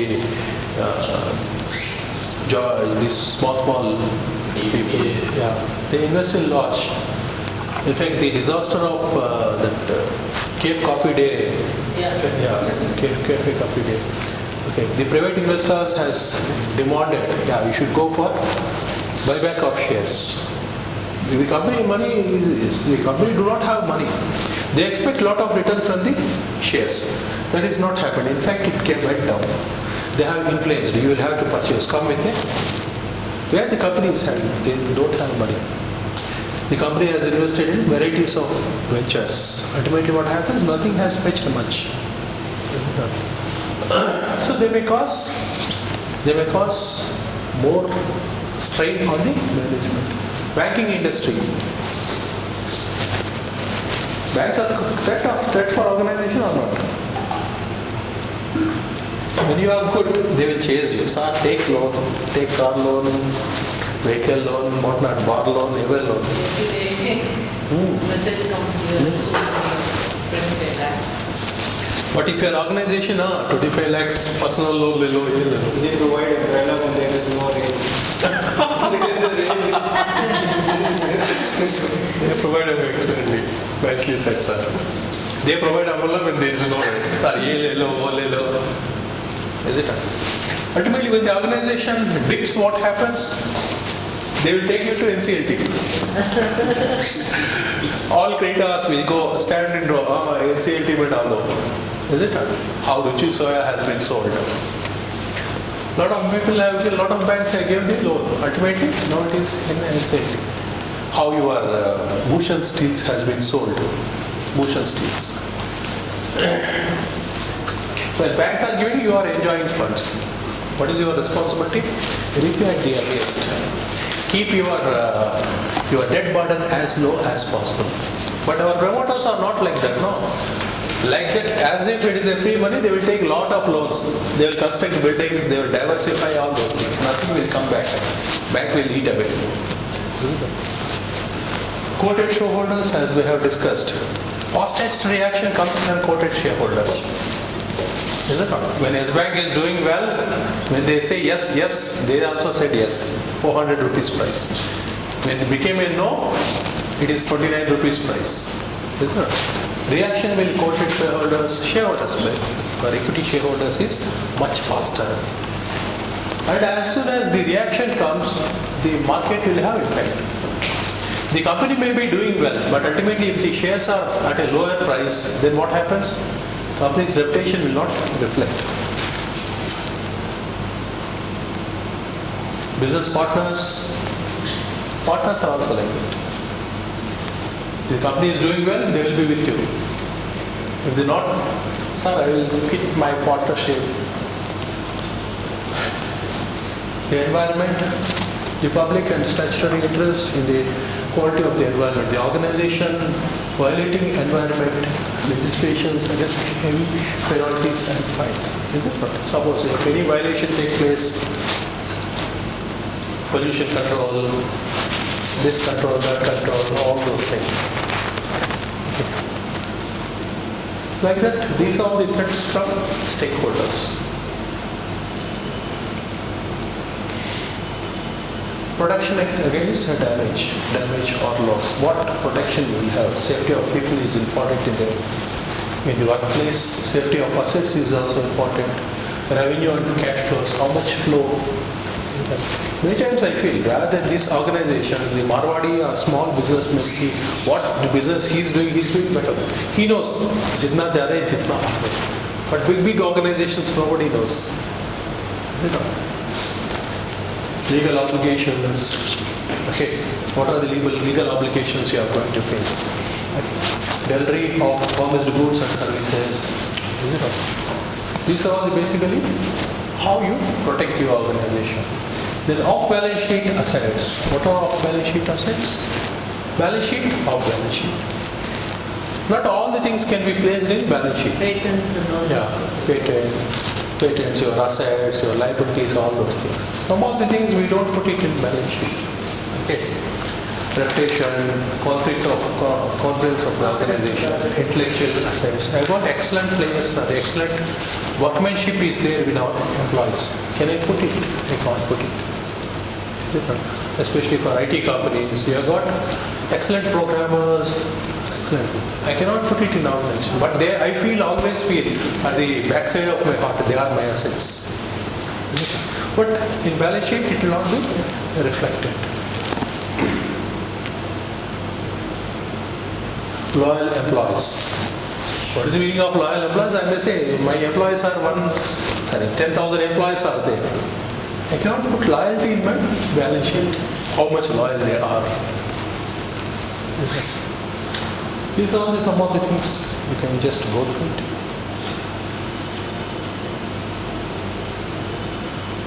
Yeah, this is important. Yeah, new and emerging risks. Some risks are new and emerging, which are coming.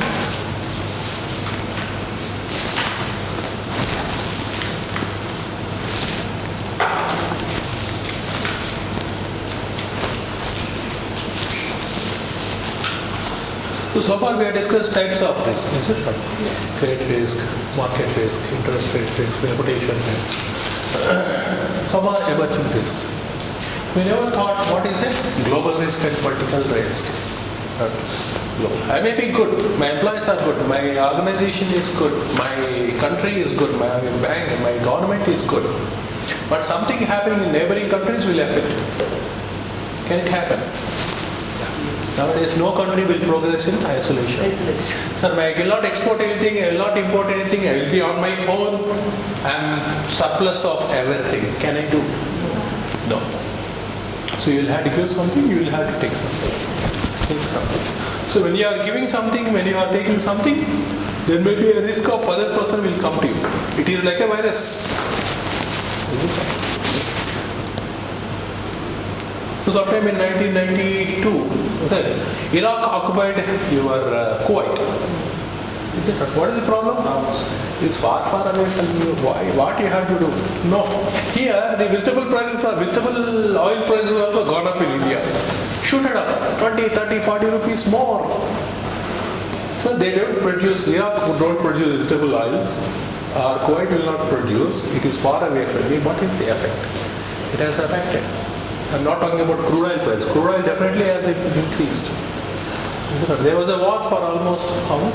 Maybe 15-20 days war took place. Yes, Iran attacked on Saudi Arabia. Yeah, occupied. So all those affected us. This is what is basically global. So China and the US are fighting for what reasons, God only knows, but it is affecting us. Technology and cyber risk. Madam can tell very well about technology and cyber risk.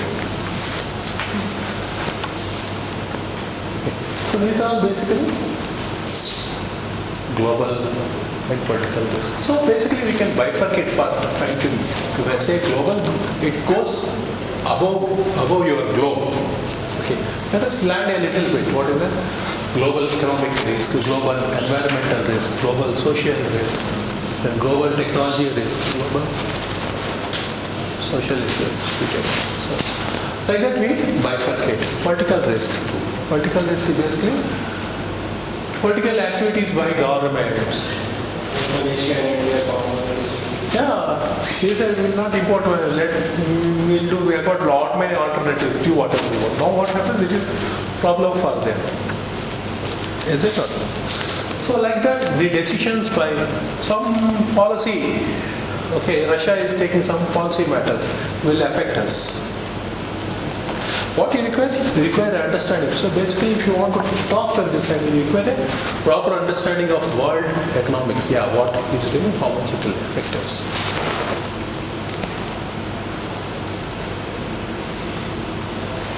All these things, some of the examples are including your new health risks of this AIDS, swine flu, Zika virus.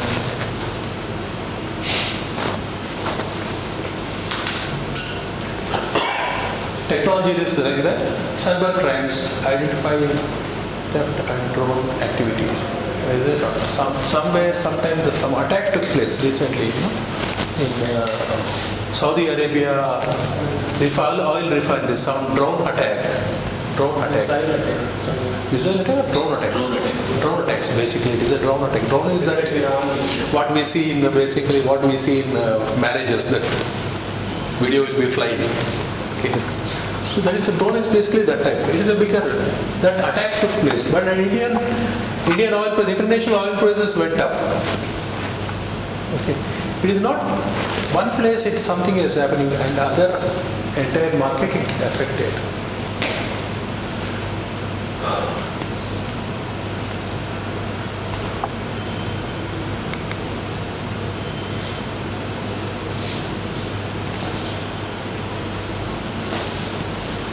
So the new attacks, new risks do not often suddenly appear. So ultimately what happens, over a period of time it will evolve.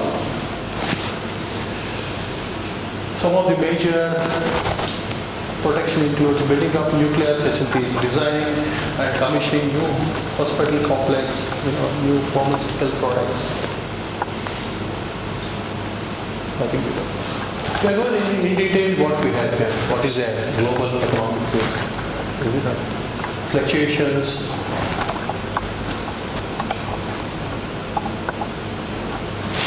Is it not? Sometime back, China has depreciated its currency. It's intentionally. When you are depreciating, ultimately what is happening? Your depreciation, appreciation. Your exports will become more competitive. Yesterday it is costing $1, it is costing $0.9 today. People will purchase this product. Is it right? So that your products are more competitive in the world. In India, it is not like that. So, devaluation. So, devaluation we don't do. They do devaluation. In our currency, it automatically depreciates. Depreciation is basically by market forces. Okay. Devaluation is done by central bank or governments intentionally. So, devaluation they have done and it has affected the international market. China has a habit of doing this. So what happens? They are more producers. No, they want to sell the products. Ultimately, when more and more products are sold, more and more money in foreign exchange will come. Like that, there are different global and political risks are there. Large earthquakes not only destroy the physical assets, they can have economic impact. We have got a huge earthquake happened in India. It has affected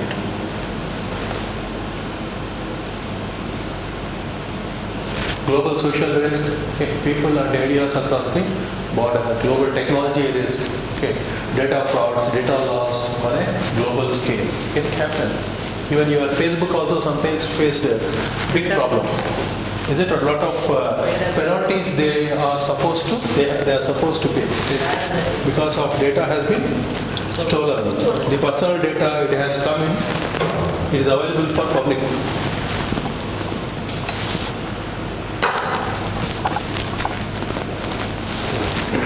Global political risk.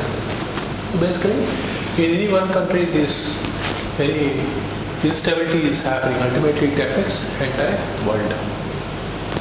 We have seen not many countries have drowned over a period of time. Iran, once upon a time, they used to command. They used to be big oil exporters.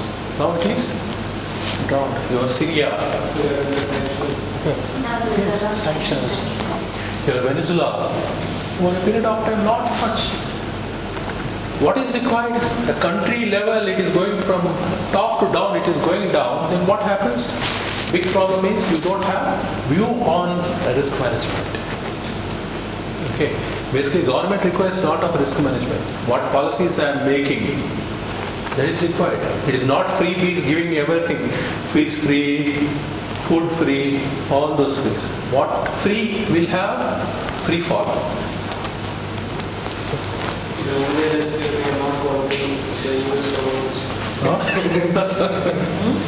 We are not following the US commands. No.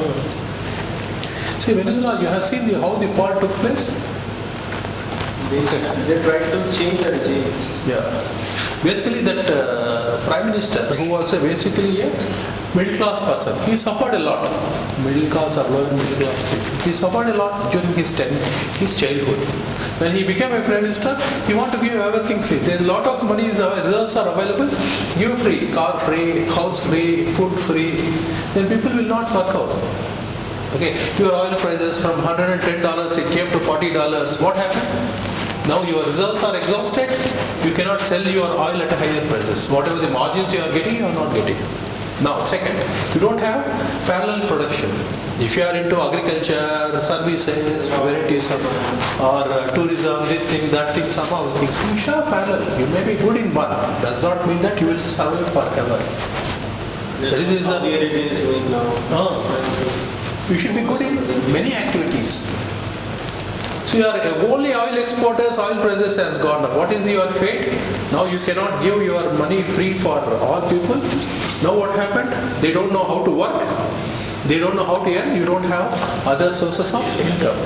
Ultimately what happens? The economy is free fall. Now they are begging.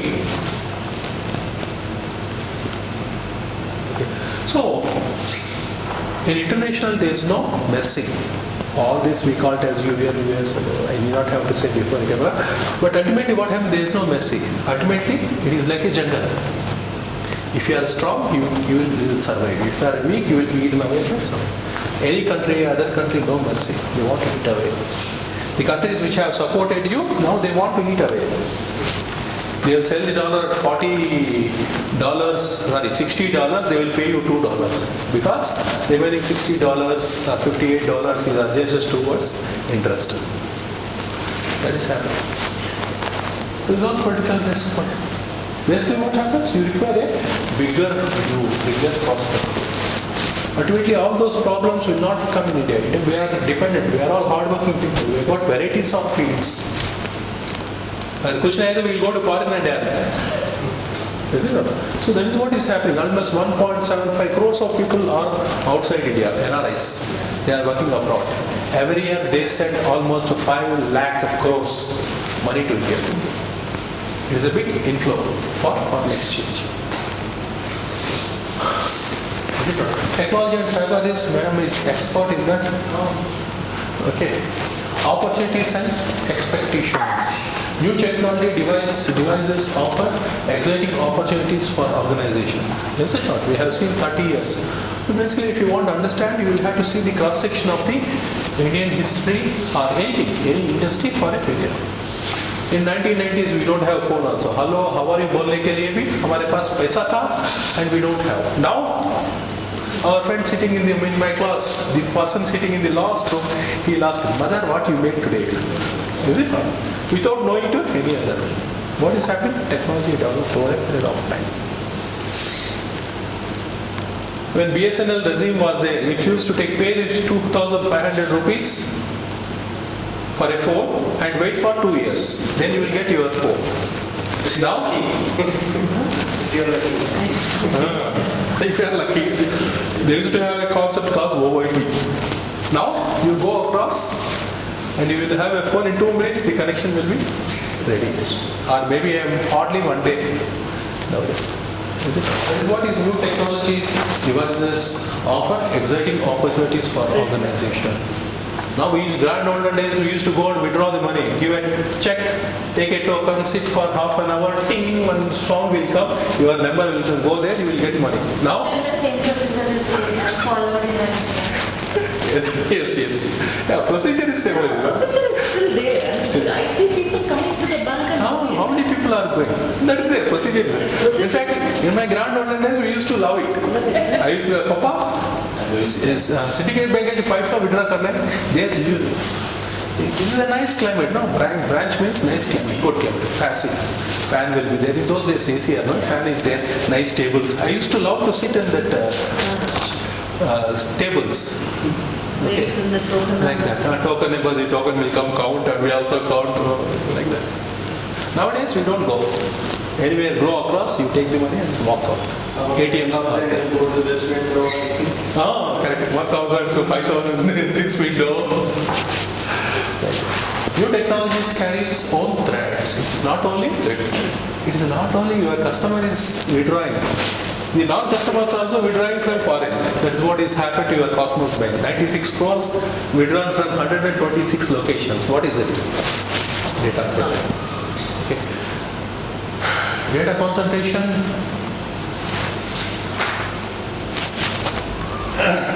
Risk is of single point failure. Yeah. Cloud. Now the cloud is the data is in the cloud. I don't know what is the cloud. You can tell very well. Yeah, it is a kind of technology where it's a shared risk. Generally, banking data are not, you cannot place it in cloud. Generally, it's not placed in cloud. The cloud is the service provider gives the technology to us and they manage the data and we only place the data. And it is available 24/7 to all of us. But generally, banking, there are a lot of restrictions on cloud. Even if you have your own private cloud. You will have to store in your hub only. No private clouds. Preventer. That is what is the worry. If it is paisa, I think it all of if it rains, it is big. So this is what is basically. So new things are there. They say it is 100% secure, whatever. Ultimately, what happens? Some of the organizations they keep data there. They keep their data. But not that is regulation this one all norms are there. What data you can keep and what level and what is the backup. Where is the backup and what happens. I think in Indian banking data should be kept only in India. That is what is the restriction. But even in US as well, it is the same. So we don't know where it is cloud, and most of the time we don't know who. We know the service provider, but where the data centers are there, we don't know. So whether it comes into those regulations and other things, Correct. then we cannot keep all the data.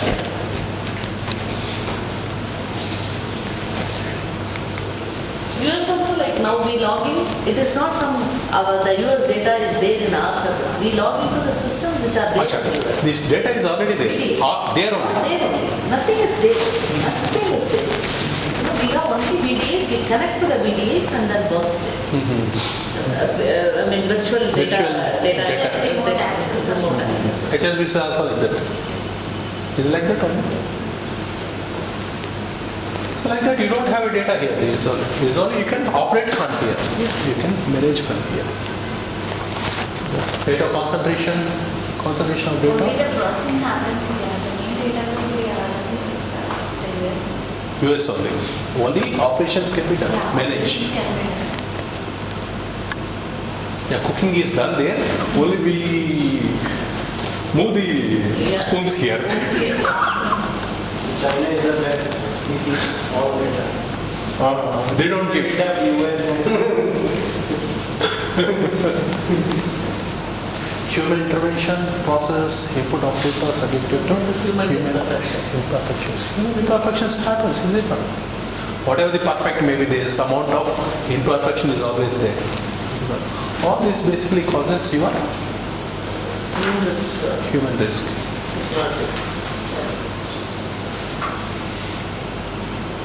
Cyber crimes, lot of cyber crimes has happened, is it not? Especially banks are prone for cyber risk. When their firewall will down for a fraction of a second,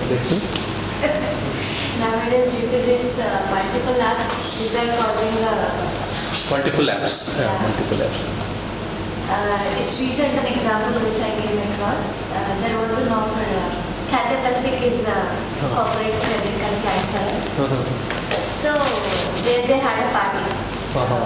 So for that, he has to purchase a liquor of 2 lakhs approximately. So what he did is he saw an offer on online. So if he uses the credit card through Mobipic is a gateway. So he used his HSBC credit card for paying that bill. So ultimately what happened is Mobipic is not the real thing for this liquor shop. So that it was a gateway that was not went to the merchant actually. So it went to some other fraud. It was around 2 lakhs. So now still that case is under investigation. So ultimately the beneficiary is that fraudster. So he has access to different app. After realizing that the payment does not reach the merchant, so customer has called us. So he said that we had placed a banner outside that Mobipic is not the proper gateway for us. We had closed it. So the customer is not aware of this. So So he did it. He got an offer that you'll get 20% discount if you use the Use mobility. Enabling discount. Nowadays also you find, your income tax refund is due 22,000. Okay, you have forgotten to apply and you click Click here. here. They send emails. They send emails, they send SMS. Not much. I wonder when I asked 22,000 is इतना हम लोग भूलते नहीं. Like that. As soon as you log in, your data will be captured. So that is what is basically cyber risk. So finally, customer called to stop the payment. As a bank, we cannot stop the You payment. cannot stop the payment. Okay. These are something you can say, madam. If you are aware. And these are some of the cyber attack examples. These are hackers. Yeah, hackers are always there. Mankind.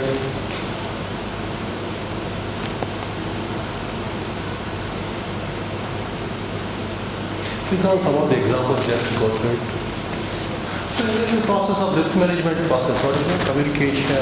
Communicate and consult, establish contact, identify risk. Identifying the risk is most important. So when you are in a room, you should know that snake is there in the room. You should know, yes. Then what happens? You move carefully. If you do not know, you put your evaluate risk, treat the risk, monitor and review. These are the important steps of risk management process. These are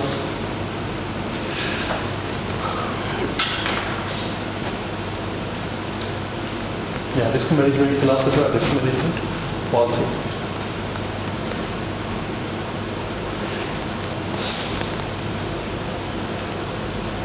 Yeah. So basically, what does constitute a threat to the organization? Actually, what is my threat? If I have a banker, what is a threat? If I have a manufacturing organization, what is the threat for? You should know what is the risk is. Okay, risk philosophy can be how risk monitored and reported. As soon as how monitoring is most important. It is not a one-time treatment. In a banks and financial institutions, it is every fraction of a second you will have to monitor. So basically, it is done by your firewalls and computers. The organization structure described as risk architecture. Risk architecture is basically a big plan of the risk, how organization risk will be monitored, viewed, and measured. So these are the analysis and risk identification. Identifying the risk. Risk need to be identified formally. So otherwise what happens? If you do not know what risk, then what happens? It is unknown risk. So the more and more you reduce the unknown risks and increase the known risk, then what happens? You are more perfect. Okay. Next step is basically frequency and severity of damage are relevant to these considerations. So analyzing this. So what is the frequency? Frequency means number of times occurring. Okay. There's 1 time, 2 times, or 10 times, or 100 times. Severity. Severity is basically the impact. What could be the maximum loss at one time it can happen. You should know both. What is the frequency? What is the severity? Single or cumulatives are accepted. Okay, evaluating the risk is what risk level? Single or cumulative. So risk treatment and control, what is? Whether you want to retain the risk. Okay, some small damages we can retain. Is it? Yeah. So when you are going across the city, what happens? Some challan came. Yesterday in the evening, one message came to my wife. What it says? 100 rupees challan for crossing the hill. Then my wife asked, what happened? My son is Aditya. What happened, Aditya? He crossed one signal. Immediately 1,000 rupees. We don't go for it. Insurance or nobody. What you will have to retain. Small amount, okay. A big amount, you will have to sell your vehicle. Is it not? Retaining the risk. Some of the small risks we can retain ourselves. Reducing the risk, fiscal controls and non-fiscal controls.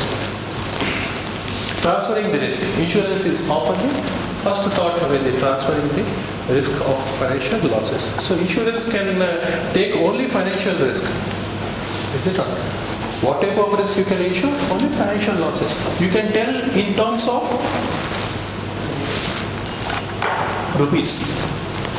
Okay. Mr. X is there, he was insured for 1 crore. Okay. So can I give 1 crore? Will you recreate him? No, it is not recreated. Ultimately what happens? The financial interest in Mr. X is insured. This is the value we have here. A disaster happened, can you reverse it? No. What is the financial interest in a financial loss that happened in a disaster can be insured. So ultimately insurance can do only in terms of reputation gone. Reputation can be recreated. Can we tell Mr. A is a good boy? No.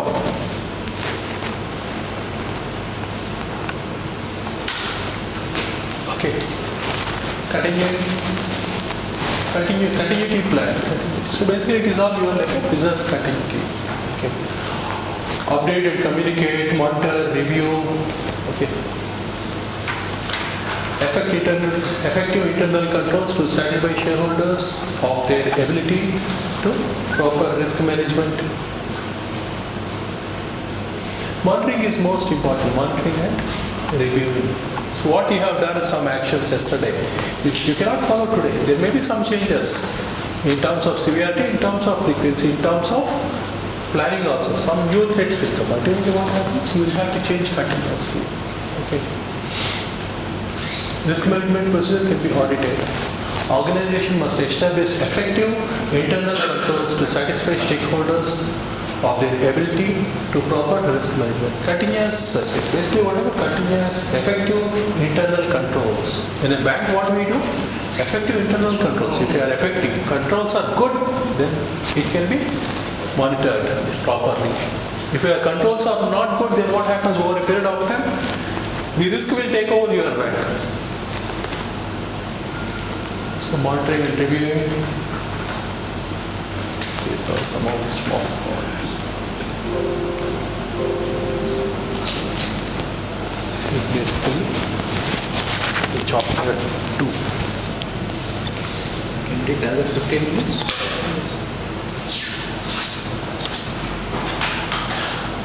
Reverse it, no.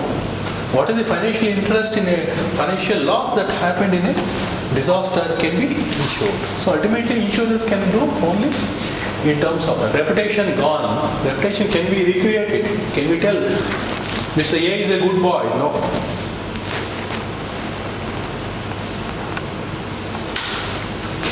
Okay. Continuity plan. So basically it is all your like a business continuity. Okay. Update and communicate, monitor, review. Okay. Effective internal controls to satisfy shareholders of their ability to proper risk management. Monitoring is most important. Monitoring and reviewing. So what you have done some actions yesterday, you cannot follow today. There may be some changes in terms of severity, in terms of frequency, in terms of planning also. Some new threats will come. Ultimately what happens? You will have to change continuously. Okay. Risk management procedure can be audited. Organization must establish effective internal controls to satisfy stakeholders of their ability to proper risk management. Continuous, basically whatever continuous, effective internal controls. In a bank what we do? Effective internal controls. If they are effective, controls are good, then it can be monitored properly. If your controls are not good, then what happens over a period of time? The risk will take over your bank. So monitoring and reviewing. These are some of the small points. This is basically the chapter 2. Can you take another 15 minutes?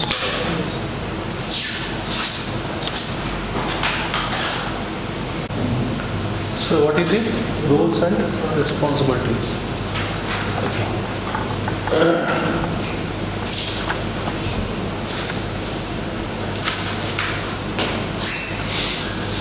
So here basically it gives in entire organizations whose role is what? Whether only top management talks about risk management or bottom people also or frontline people also talk about risk management. So basically risk management, as we told many times, it is a culture basically. Okay, in our house also we will have to create a risk culture. क्या हो सकता है adversely? When you are going out of home, you should know what can happen. Computer अंदर रखो, lock करके रखो. You cannot keep here and there. Properly lock windows, properly lock the. It is a culture over a period of time you will have to put. In organizations, the same thing. This culture has to come. It is not only the top management or senior management responsibility. It is the responsibility of middle management, front lines, outside the third parties which are working for us. It is a basically coordinating activity. So basically, the board and risk management. Well, the board should aware of the risk. If suppose board is itself is not interested that, sir, what risk? Let us do our only banking business. It cannot work. It cannot perform. They will have to take initiations. Is it not? Like long-term consequences of their decisions. We are taking some decision. What will be the long-term reflections that comes to interest of the companies, interest of companies employees, need to foster the company's business relationship with suppliers, customers and others. So basically all these things take into consideration a bunch and you make your policies, procedures, is it not? Corporate governance code, okay, changes director.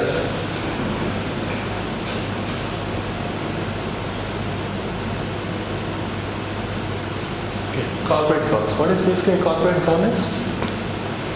Many times we talk about corporate governance, yes. What is the overall structure and principles? Overall structure, principles, rules, regulations. Compliance. We say there is a HDFC. Why this organization is growing well? They follow corporate governance. Like your Kotak Bank.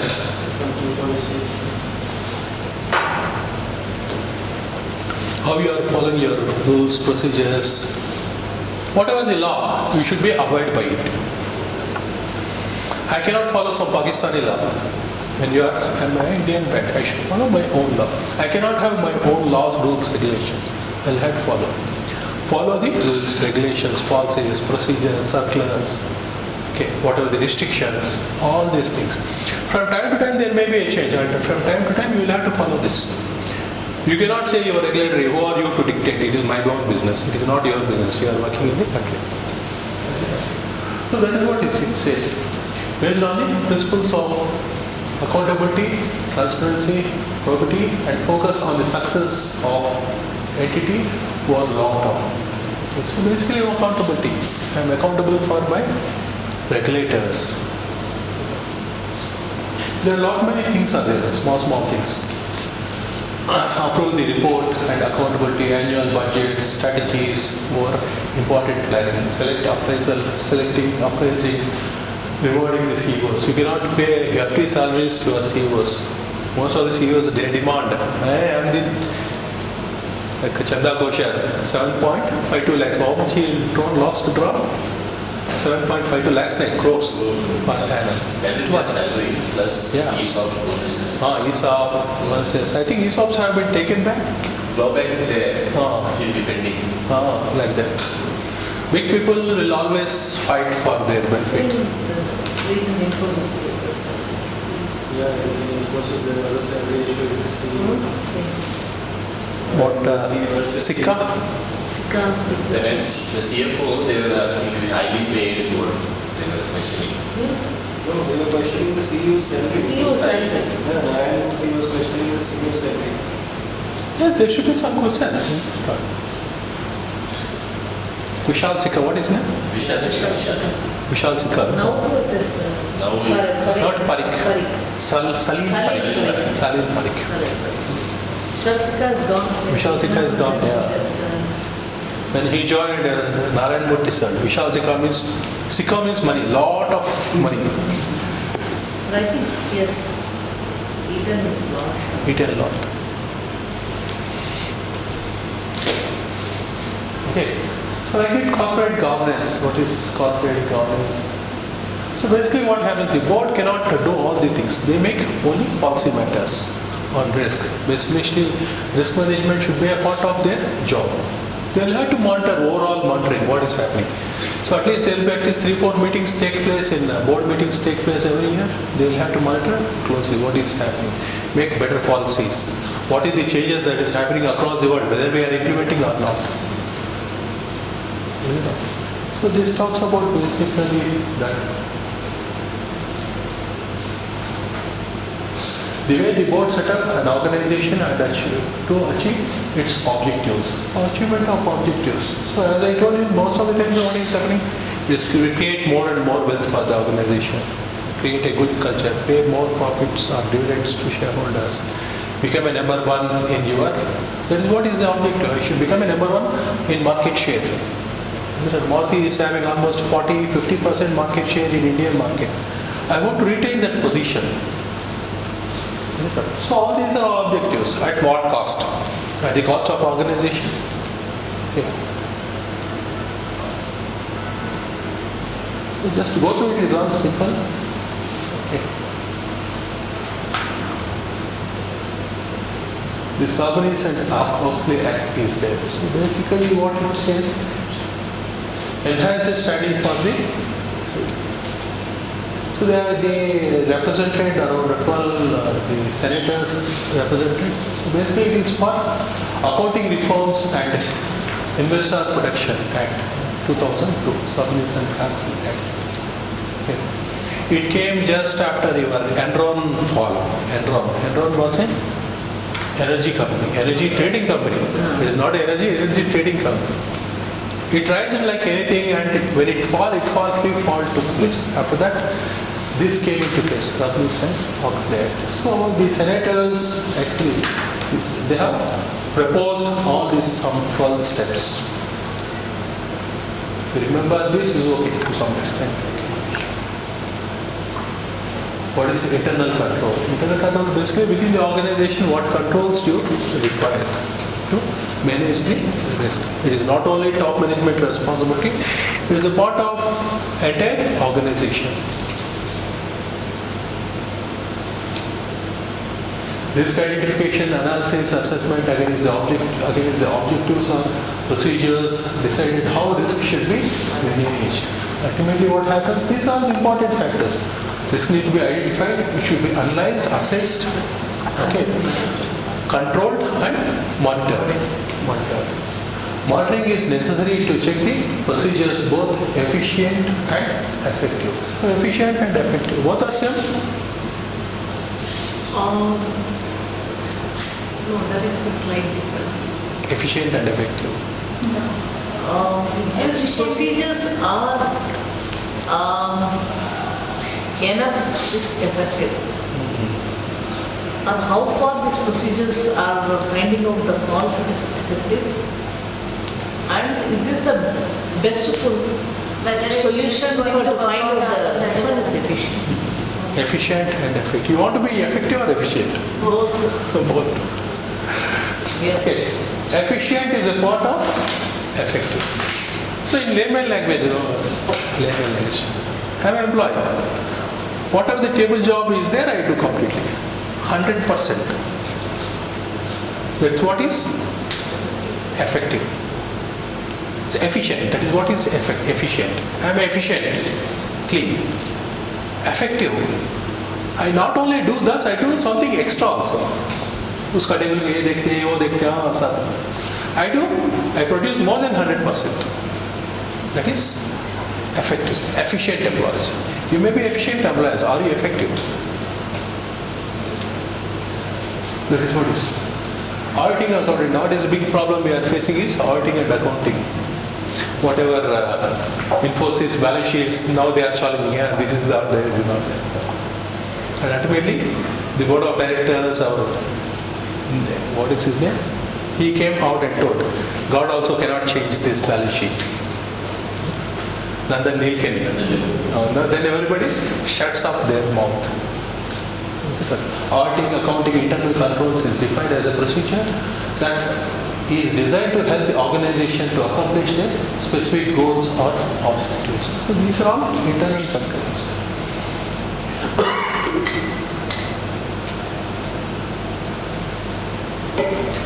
ERM is important. Enterprise risk management. So usually what happens, we see a risk in silos, boxes, different boxes. Is it sufficient? There are 10 boxes, there are 15 boxes are there, 15 boxes are 15 risks. No doubt, sir, you have got control over each and every box. But together I have got a control.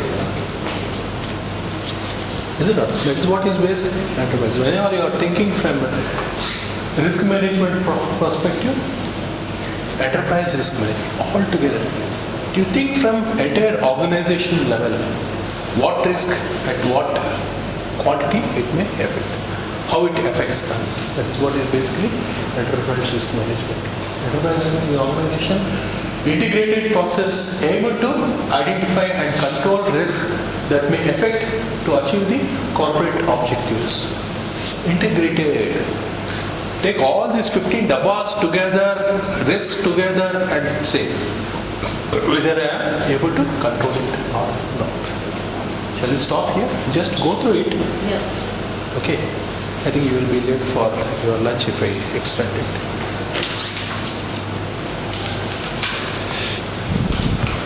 In silos, boxes, different boxes. Is it sufficient? There are 10 boxes, there are 15 boxes are there, 15 boxes are 15 risks. No doubt, sir, you have got control over each and every box. But together I have got a control. Is it not? That is what is based on enterprise. Whenever you are thinking from risk management perspective, enterprise risk management, all together. Do you think from entire organization level, what risk at what quantity it may affect? How it affects us? That is what is basically enterprise risk management. Enterprise risk management organization, integrated process able to identify and control risk that may affect to achieve the corporate objectives. Integrated. Take all these 15 dabbas together, risks together and say whether I am able to control it or not. Shall we stop here? Just go through it. Yeah. Okay. I think you will be late for your lunch if I extend it.